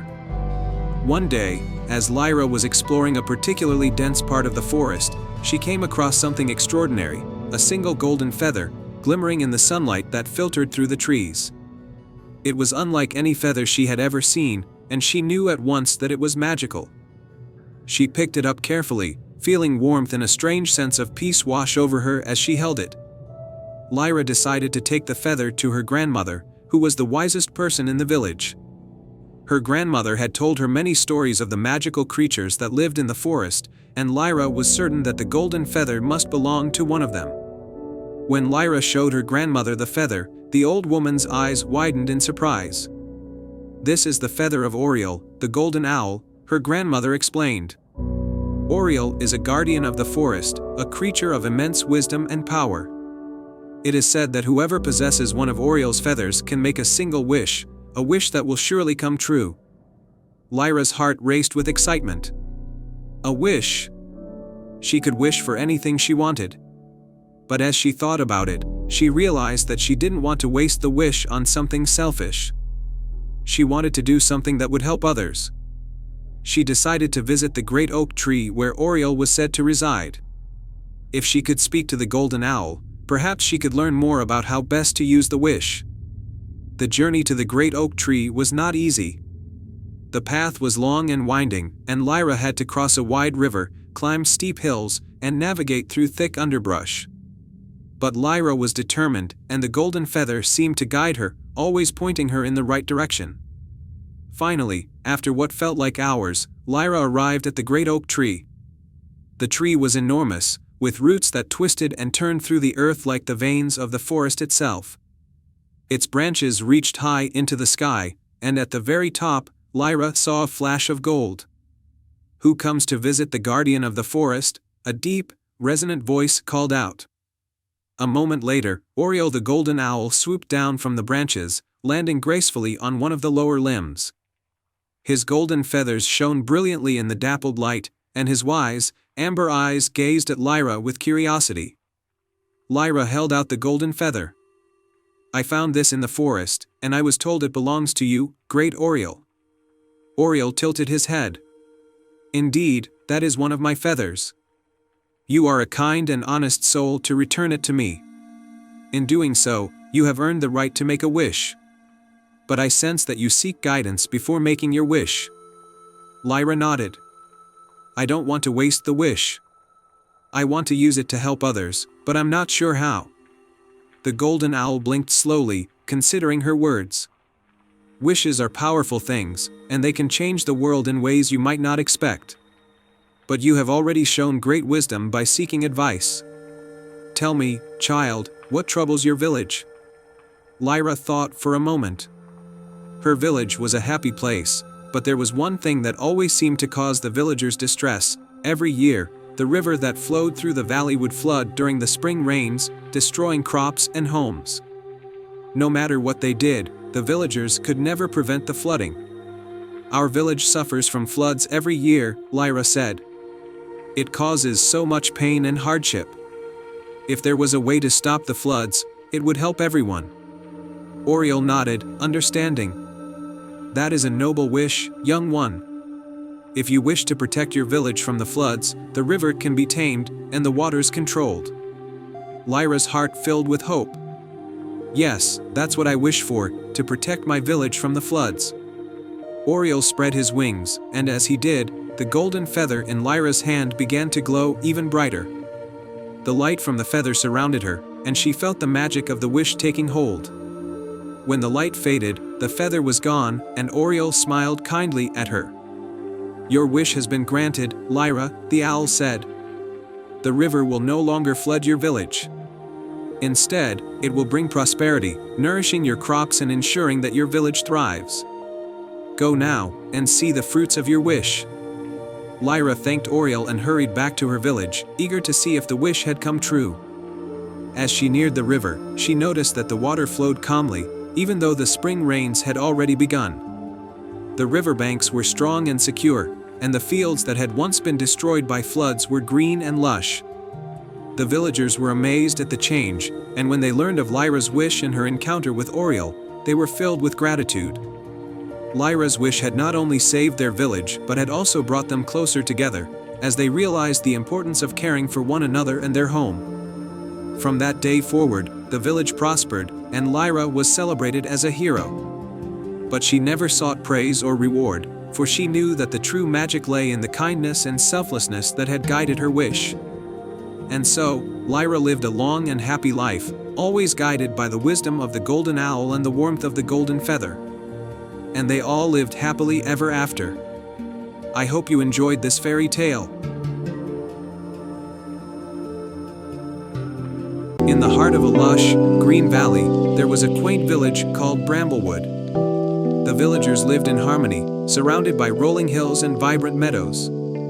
At the edge of the village stood an ancient orchard, known for its fruit that was said to be touched by magic. The trees in the orchard bore fruit of every color imaginable, but the magic of the orchard had faded over time, and the once bountiful trees now yielded only a few fruits each year. A young girl named Eliza lived in Bramblewood. Eliza was known for her kindness and her love for nature. She often visited the orchard, tending to the trees and dreaming of the days when the orchard was full of life. One crisp autumn morning, Eliza discovered an old, hidden path behind the orchard that led to a small, ivy-covered cottage. Curious, she approached the cottage and knocked on the door. An elderly woman with a warm smile answered. Her name was Mabel, and she was the last guardian of the orchard's magic. Mabel revealed that the orchard's magic had been lost because the heart of the orchard, a mystical crystal known as the Everglow Gem, had been stolen many years ago by a mischievous spirit. The quest for the Everglow Gem. Mabel explained that the only way to restore the orchard's magic was to retrieve the Everglow Gem from the spirit's lair deep in the misty forest. She told Eliza that the journey would be challenging and required bravery, wisdom, and a pure heart. Determined to restore the magic of the orchard, Eliza set off on her quest with a small satchel of provisions and a map Mabel provided.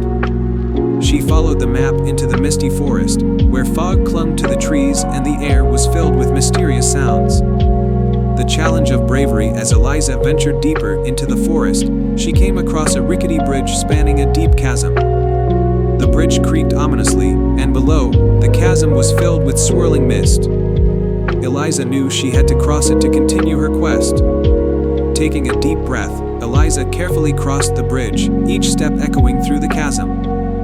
Halfway across, the bridge began to sway dangerously. Eliza's heart raced, but she remembered Mabel's words about bravery. Focusing on her goal and steadying her nerves, she made it safely to the other side. The challenge of wisdom. On the other side of the chasm, Eliza found a grand oak tree with a door carved into its trunk. Inside was a cozy room with shelves lined with books and scrolls. An old, wise owl named Orin awaited her. Orin was the guardian of the spirit's lair and would test her wisdom before allowing her to proceed. Orin presented Eliza with a riddle. I speak without a mouth and hear without ears. I have no body, but I come alive with wind. What am I? Eliza pondered the riddle, recalling the sound she had heard in the forest. After a moment, she answered, an echo. Orin nodded, pleased with her answer, and provided her with a magical feather. This feather would light her way through the darkness and reveal hidden paths. The challenge of compassion. With the magical feather in hand, Eliza followed a winding path to a clearing where the spirit's lair was hidden. There, she found a small, trembling creature, an ethereal, glowing sprite trapped in a net of thorny vines. The sprite was crying softly, its light dimming. Eliza approached the sprite with compassion, gently freeing it from the vines. The sprite, though weak, expressed gratitude and revealed that it had been guarding the Everglow Gem for many years. The spirit who had taken the gem was not truly evil, but had been tricked into taking it by a dark enchantress. The spirit's redemption. Eliza and the sprite followed the feather's light to the spirit's lair, a shimmering cavern deep in the forest. The spirit, a swirling mist-like creature with eyes full of sorrow, was holding the Everglow Gem. Eliza spoke to the spirit with kindness, explaining the importance of the gem and the harm it had caused. Moved by Eliza's compassion and understanding, the spirit admitted its mistake and willingly returned the Everglow Gem. the spirit had been misled by the enchantress, who had promised to make the spirit powerful in exchange for the gem. Restoring the magic with the Everglow gem safely in hand, Eliza returned to the orchard. Mabel welcomed her with a joyful smile and guided her in placing the gem in the heart of the orchard. As soon as the gem was set in place, a brilliant light spread through the trees, and the orchard came alive with vibrant colors and rich, fragrant fruit. The once faded orchard was now flourishing with life, and the villagers of Bramblewood rejoiced. They celebrated Eliza's bravery, wisdom, and compassion, which had restored the orchard's magic and brought prosperity back to their village. A legacy of Magic Eliza's story became a cherished legend in Bramblewood, inspiring future generations to embrace bravery, wisdom, and compassion. The orchard continued to thrive, its magic a reminder of the pure-hearted girl who had restored its enchantment. And so, in the magical village of Bramblewood, the enchanted orchard remained a symbol of hope and renewal, its fruits a testament to the power of kindness and the magic of a courageous heart. The end. Once upon a time, in the kingdom of Valoria, there lived a prince named Aiden. He was beloved by his people, known for his bravery and kind heart. Yet, despite his many virtues, the young prince was restless. He had heard stories of magical lands and mystical creatures, and his heart longed for adventure beyond the castle walls. One evening, as Prince Aiden stood on his balcony, gazing at the horizon, a brilliant flash of light streaked across the sky. It was no ordinary star but a bird of fire, with feathers glowing like embers in the night. It circled the moon and then vanished into the forest beyond the kingdom. Aiden's heart raced. He knew the legends of the Firebird, a creature of immense beauty and magic, capable of granting wishes to those who captured one of its feathers.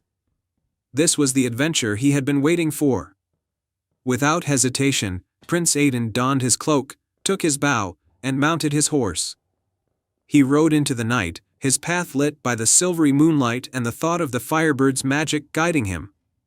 After hours of riding, he reached the edge of the Darkwood Forest, a place feared by many for its enchantments and the mysterious creatures that dwelled within. But Aiden was determined. He dismounted and ventured into the woods, following the faint glow of embers that lingered in the air. As he walked deeper into the forest, the trees seemed to whisper secrets, and the air grew thick with enchantment. The path twisted and turned, and soon Aiden found himself at a clearing bathed in golden light. There, perched on a silver branch, was the Firebird. It was even more magnificent than Aiden had imagined. Its feathers shimmered like molten gold, and its eyes gleamed with ancient wisdom. The Firebird sang a song so beautiful, it made the trees sway, and the stars above twinkle more brightly. Aiden knew he had to be careful. Legend spoke of the Firebird's cleverness. It wouldn't be caught easily. He quietly notched an arrow and took aim, but just as he released it, the Firebird turned, dodging the arrow with a graceful flap of its fiery wings. The bird let out a melodic laugh, and Aiden stood frozen in awe.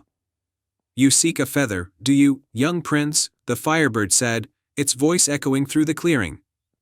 "Many have tried, but few have succeeded." Aiden lowered his bow, humbled by the bird's presence.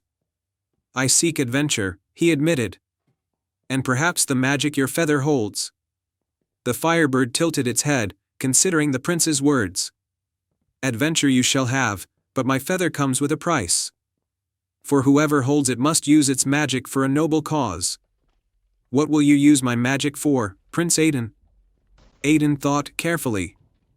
He could wish for riches, for power, or for everlasting glory. But then, he remembered his people, the farmers struggling with drought, the children in need of food, and his father, the king, whose strength had begun to fade. "I will use it to heal my kingdom," Aiden said with conviction. "To bring prosperity to my people and to restore my father's health." The Firebird's eyes softened, and it spread its wings wide, filling the clearing with warm light. "A noble wish, indeed. But to prove your worth, you must first complete a task." Aiden's heart quickened. "What must I do?" "In the heart of this forest lies the Mirror Lake," the Firebird explained. "In its waters dwells the Silver Serpent, a creature as old as the earth itself. You must retrieve one of its scales and return it here. Only then will I grant you one of my feathers." Without hesitation, Aiden agreed, and the firebird vanished into the sky, leaving a trail of sparks in its wake. Aiden set off deeper into the forest, guided by the light of the moon and the sound of a distant waterfall. After a long journey through tangled vines and towering trees, he came upon Mirror Lake. The water was as still as glass, reflecting the stars and the full moon above. But as he approached the water's edge, ripples began to form. From the depths, the silver serpent emerged, its scales glinting in the moonlight like polished silver. Its eyes, like twin orbs of sapphire, studied Aiden. "Why have you come, Prince?" the serpent asked, its voice low and rumbling. Aiden took a deep breath. "I seek one of your scales, great serpent, so that I may earn the firebird's feather and use its magic to heal my kingdom." The serpent's eyes narrowed. "Many have come seeking my scales, but few have asked with such honesty. You speak the truth, and for that, I will grant your request." The serpent flicked its tail, and a single silver scale fell into Aiden's hand. "Remember, Prince, true power lies not in the magic you seek but in the heart that wields it." Aiden thanked the serpent and hurried back through the forest, cradling the shimmering scale in his hand. When he reached the clearing once more, the firebird was waiting, its wings glowing softly in the darkness. "You have succeeded," the firebird said, its voice filled with approval. "You have proven your heart is pure." With a gentle motion, the firebird plucked a single feather from its wing. It floated down into Aiden's hand, warm to the touch and glowing with a soft, golden light. "Use this feather wisely, Prince Aiden," the firebird said. "Its magic will only answer to a heart that is true." Aiden bowed deeply. "Thank you. I will not forget your kindness." With the feather in hand, Aiden returned to his kingdom. The moment he entered the gates, the feather's magic began to work. The crops, once withered and dry, burst into bloom. The rivers flowed freely, and the land became rich and fertile once more. And in the royal chambers, his father, the king, regained his strength, his illness lifting as though it had never been. The people of Valoria rejoiced, praising their young prince for his bravery and wisdom. But Aiden knew the truth, that it was not just the feather's magic that had saved them, but the lessons he had learned along the way. And so, the kingdom flourished, and Prince Aiden, with his newfound wisdom, ruled with kindness and justice, always remembering that true magic came not from the firebird's feather but from the strength and love he carried within. And they all lived happily ever after. The end. The enchanted melody. Once upon a time, in a peaceful village nestled among rolling hills and blooming meadows, there was a young girl named Eliza who had a remarkable gift. She could play the violin with such grace and beauty that anyone who heard her music felt as though they were transported to a world of magic and wonder. Eliza's violin was no ordinary instrument, it had been passed down through her family for generations. It was said to have been crafted by a legendary musician who had enchanted it with a melody so powerful that it could touch the hearts of even the most hardened souls. The villagers adored Eliza's music and would gather around her every evening to listen to her play. One evening, as Eliza played a particularly beautiful tune by the edge of the village's serene lake, a mysterious figure appeared. It was an elderly man with a long, silver beard and twinkling eyes, dressed in a cloak that seemed to shimmer with every color of the sunset. "Good evening, young musician," the man said, his voice as gentle as a breeze. "I am called Master Orion, and I have heard of your extraordinary talent. I have come to ask for your help." Eliza was intrigued. "What can I do for you, Master Orion?" The old man explained, "There is a magical land hidden beyond the lake, known as the Realm of Echoes. It is a place where all melodies are born and where the most beautiful music in the world is created. However, a dark spell has silenced the realm, and the magic that once flowed through it has faded. Only a true musician with a pure heart can lift the spell and restore harmony to the Realm of Echoes." Eliza felt a surge of excitement and determination. "I will help. How do I get to this realm?" Master Orion handed her a silver compass with intricate designs. "This compass will guide you across the lake and into the realm. Follow its direction and play your music with all your heart. With a sense of purpose, Eliza took the compass and set out towards the lake. The moonlight reflected off the water, creating a path of shimmering light. As she crossed the lake in a small boat provided by Master Orion, she noticed the water growing still and the air becoming thick with magic. The boat reached a small, mist-covered island, and Eliza followed the compass, which led her to a hidden entrance covered with vines and flowers. As she stepped through the entrance, she found herself in the realm of echoes. The land was beautiful but eerily silent, with trees that seemed to have lost their color and flowers that were no longer vibrant. In the heart of the realm stood an ancient, towering tree with branches that seemed to stretch endlessly into the sky. The tree's trunk was adorned with glowing runes that pulsed faintly. Eliza approached the tree, her heart filled with both hope and trepidation. As she drew her violin from its case, she noticed a strange and heavy silence that seemed to weigh upon her. She took a deep breath, positioned her bow, and began to play. She poured all of her emotions into the music, her joy, her sadness, her hope. The notes she played were gentle and soothing, yet they carried a profound depth. As the music flowed, the once dull colors of the realm began to come alive. The flowers bloomed in brilliant hues, the trees regained their lush green, and the air became filled with the sweet scent of blossoms. The ancient tree's runes glowed brighter, and a soft, melodious harmony joined her music, as if the realm itself was singing along. Eliza played on, her melody weaving through the land, awakening the magic that had been dormant for so long. The ground beneath her feet seemed to hum with life, and a warm, golden light spread throughout the realm. When she finished playing, the realm of echoes was transformed. The land was now vibrant and full of life, and the air was filled with a symphony of harmonious sounds. Master Orion appeared beside her, his eyes shining with pride. "You have done it, Eliza," he said. "Your music has restored the magic of the realm and lifted the spell. The realm of echoes is once again a place of beauty and enchantment, all thanks to your pure heart and incredible talent." Eliza smiled, feeling a deep sense of fulfillment. "Thank you for guiding me here and giving me this opportunity. It has been an honor to bring this place back to life." Master Orion nodded and handed her a small, ornate box. "This is a token of our gratitude. Inside, you will find a special gift that will remind you of your journey and the magic you've restored." Eliza opened the box to find a delicate, silver locket shaped like a musical note. Inside the locket was a tiny, shimmering crystal that seemed to pulse with a gentle light. "This locket will hold the essence of your music and the magic of the realm of echoes," Master Orion explained. "Whenever you need inspiration or wish to remember this land, it will remind you of the magic within you." With a final farewell, Eliza returned to her village, the locket safely around her neck.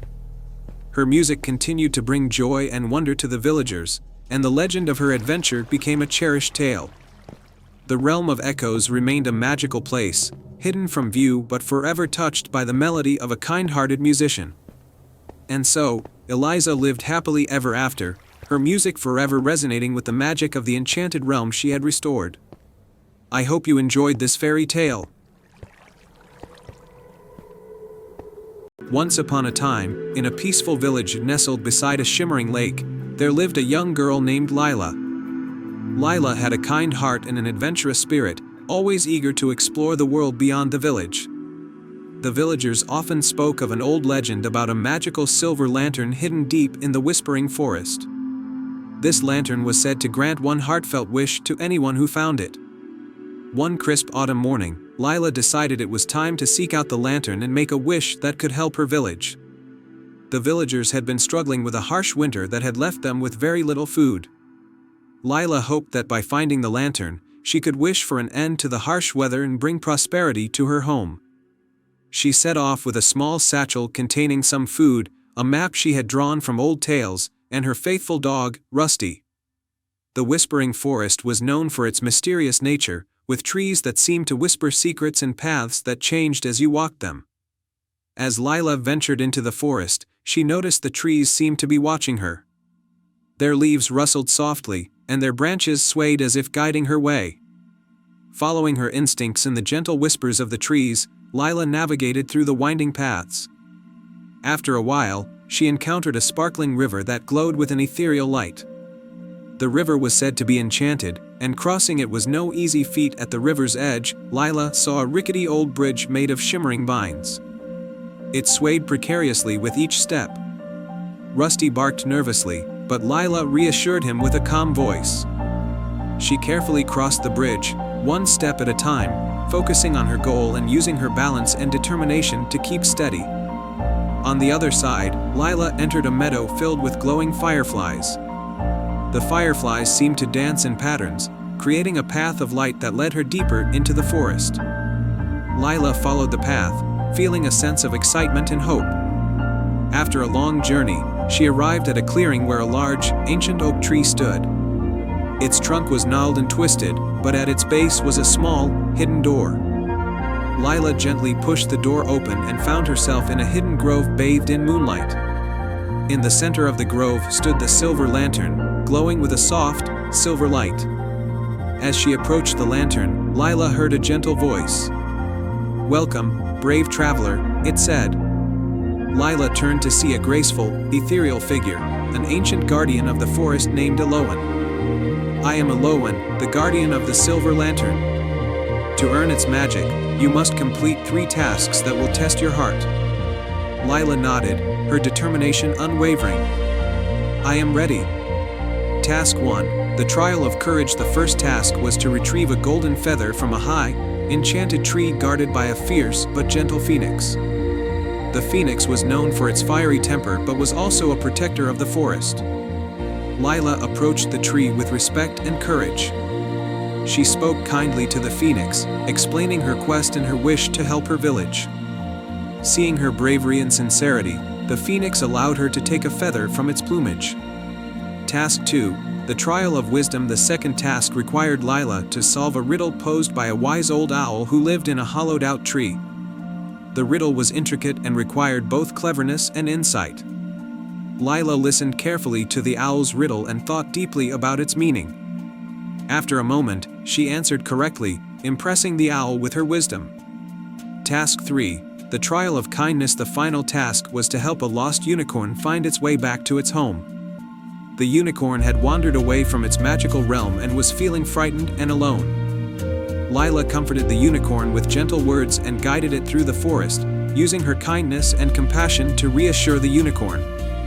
Together, they found the unicorn's home, a beautiful glade filled with sparkling light and magical flowers. Having completed all 3 tasks, Lila returned to the grove where Elowen awaited. Elowen smiled and handed Lila the silver lantern. "You have shown great courage, wisdom, and kindness. The lantern's magic is now yours." Lila took the lantern and made her way back to the village.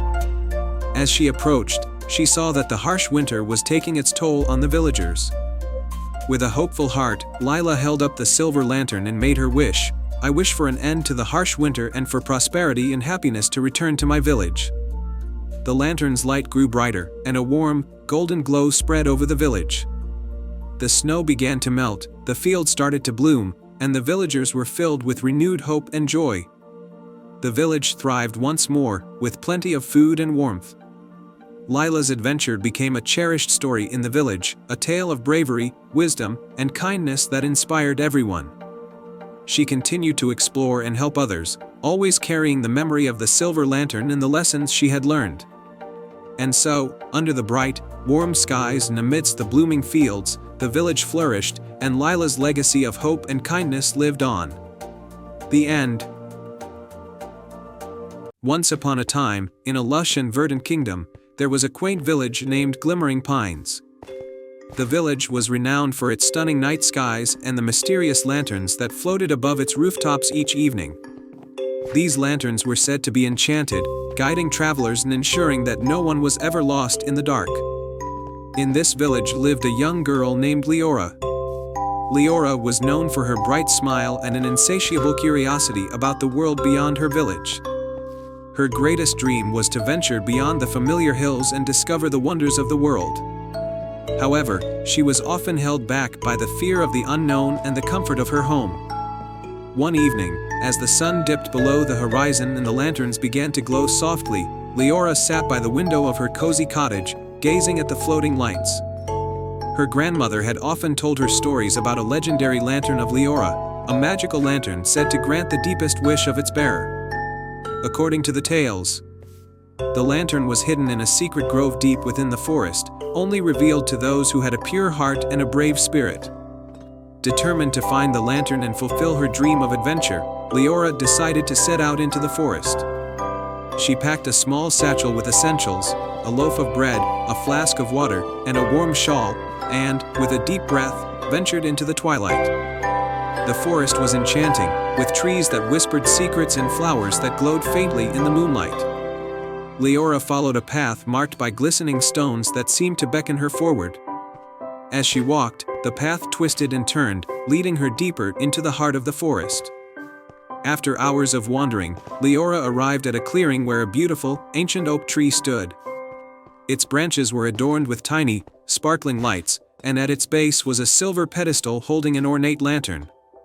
The lantern was exquisite, with intricate designs and a soft, golden glow emanating from within. Leora approached the lantern with awe. But as she reached out to touch it, a voice spoke from the shadows. To claim the lantern of Leora, you must prove your worth by showing true courage and kindness. A figure emerged from behind the tree, a wise, old forest guardian with a long, flowing robe and a staff adorned with leaves. "I am Elian, the keeper of the lantern," he said. "To earn its magic, you must first demonstrate the qualities it embodies." Elian explained that Leora must face 3 trials, each testing a different virtue. The first trial was to find and help a lost creature in the forest. Elian led her to a small, frightened deer caught in a bramble. Leora carefully freed the deer, calming it with gentle words and guiding it back to a safe path. The deer nuzzled her gratefully before bounding away into the forest. The second trial was to mend a broken bridge over a rushing river. Elian showed Leora the damaged bridge and asked her to fix it using only the resources she could find nearby. Leora gathered sturdy branches and vines, weaving them together to repair the bridge. She worked tirelessly, and when the bridge was strong and safe, Elian nodded in approval. The final trial was to light a darkened cave using only her inner light. Elian led Leora to the entrance of a dark cave, its depths shrouded in shadow. Leora entered the cave, feeling her way forward. As she ventured deeper, she remembered the stories her grandmother had told her about inner strength and belief.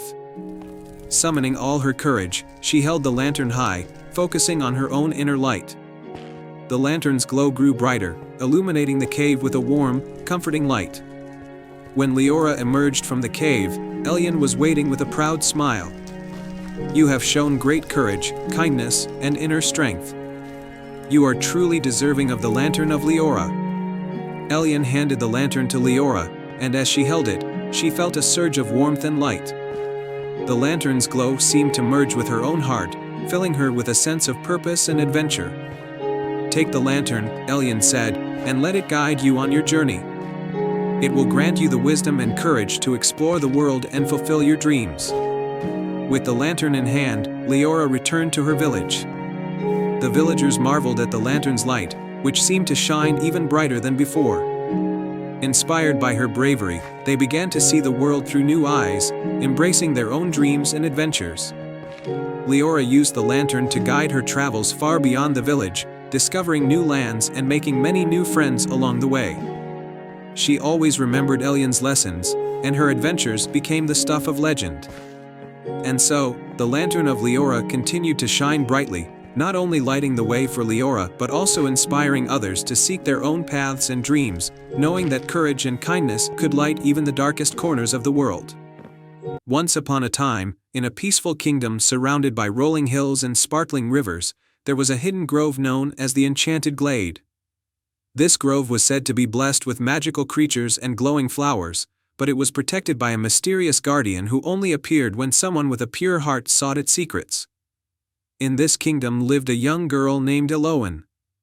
She was known for her kindness and curiosity. Eloan loved to explore the meadows and forests near her home, always searching for new adventures. One day, while wandering near the edge of the Enchanted Glade, she stumbled upon an ancient oak tree with a peculiar mark on its trunk, a shimmering moonstone set in a silver frame. Intrigued, Eloan touched the moonstone, and to her surprise, the ground beneath her began to tremble. The oak tree's branches parted, revealing a hidden path that led into the heart of the enchanted glade. With a mix of excitement and nervousness, Eloan decided to follow the path. As she ventured deeper into the glade, the surroundings became more magical. The air was filled with the sweet scent of blooming flowers that glowed softly in the twilight. Tiny, colorful fairies flitted about, their wings sparkling like stars. Eloan followed the path until she reached a crystal-clear pond in the center of the glade. Beside the pond was a majestic creature with a golden mane and a shimmering tail, a unicorn. The unicorn's eyes were wise and kind, and it regarded Eloan with a gentle gaze. "Welcome, Eloan," the unicorn spoke in a melodious voice. "I am Astra, the guardian of the enchanted glade. You have come seeking the secret of the moonstone. Are you ready for a journey that will test your heart and spirit?" Eloan nodded, her heart pounding with anticipation. "Yes, I am ready. I want to learn the secret and help my kingdom if I can." Astra's eyes shone with approval. "Very well. To discover the secret, you must complete 3 tasks. Each task will reveal something about yourself and guide you to the moonstone's true power." The unicorn explained the first task: you must find the lost melody. In the heart of the glade is a hidden grove where a magical harp rests. The harp has not been played for many years, and its song holds the key to your first challenge. Eloan thanked Astra and set off toward the hidden grove. She navigated through the enchanted forest, where the trees seemed to whisper and the flowers guided her way. Eventually, she arrived at the grove and found the magical harp resting on a pedestal, covered in delicate vines. Eloan gently brushed the vines aside and plucked the harp strings. The notes were faint at first but soon grew clearer, creating a hauntingly beautiful melody that seemed to resonate with the very soul of the glade. As the music played, the air shimmered, and the harp's golden strings glowed brightly. The lost melody had been found, and a pathway opened before Eloan, leading her back to Astra. The unicorn was pleased and congratulated her. "For your second task, you must bring the heart of the forest," Astra said. "Somewhere in the glade, there is a hidden tree with a crystal heart. Find this tree and bring its heart to me." Eloan set out again, this time focusing on the feelings of the forest around her. She listened to the rustling leaves and the calls of the birds. Following her intuition, she discovered a large, ancient tree with a hollow at its base. Inside the hollow was a crystal heart, glowing with a soft, warm light. Eloan carefully took the heart and made her way back to Astra. The unicorn smiled and accepted the heart of the forest, which seemed to pulse with a gentle rhythm. "Now, for your final task," Astra said, "you must face the mirror of truth. It will show you what lies in your heart and reveal your deepest desires. Only by accepting what you see will you complete your journey." Astra led Eloan to a glade where a large, ornate mirror stood. Eloan approached the mirror with a mixture of curiosity and trepidation. As she gazed into it, she saw her reflection transform into various scenes, moments of joy, fear, sadness, and triumph. The mirror revealed her deepest fears and greatest hopes, but also the strength she had gained throughout her journey. Eloan saw herself not just as a young girl seeking adventure, but as someone who had grown through her kindness, bravery, and selflessness. She accepted what she saw, understanding that her true power lay in her ability to face and embrace her own emotions and desires.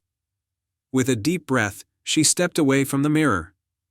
Astra appeared beside her, smiling with pride. "You have completed the tasks with a pure heart and have discovered the secret of the moonstone." The unicorn led Eloan back to the moonstone, which now glowed with an even brighter light. Astra explained, "The moonstone holds the power to bring balance and harmony to the kingdom. Its magic can heal, protect, and bring prosperity. By completing these tasks, you have proven yourself worthy of this gift." Astra touched the moonstone, and it floated gently into Eloan's hands. "Use it wisely, and may it bring the light of hope and joy to your people." Eloan thanked Astra and returned to her kingdom with the moonstone. The village was amazed at the radiant stone, and its magic soon began to work wonders. The land became fertile, the rivers flowed abundantly, and peace and happiness spread throughout the kingdom. Eloan's bravery and kindness were celebrated by all. She ruled the kingdom with wisdom and compassion, always remembering the lessons she had learned in the enchanted glade. And so, the kingdom thrived under the gentle glow of the moonstone, and Eloan's name became a symbol of hope and magic for generations to come.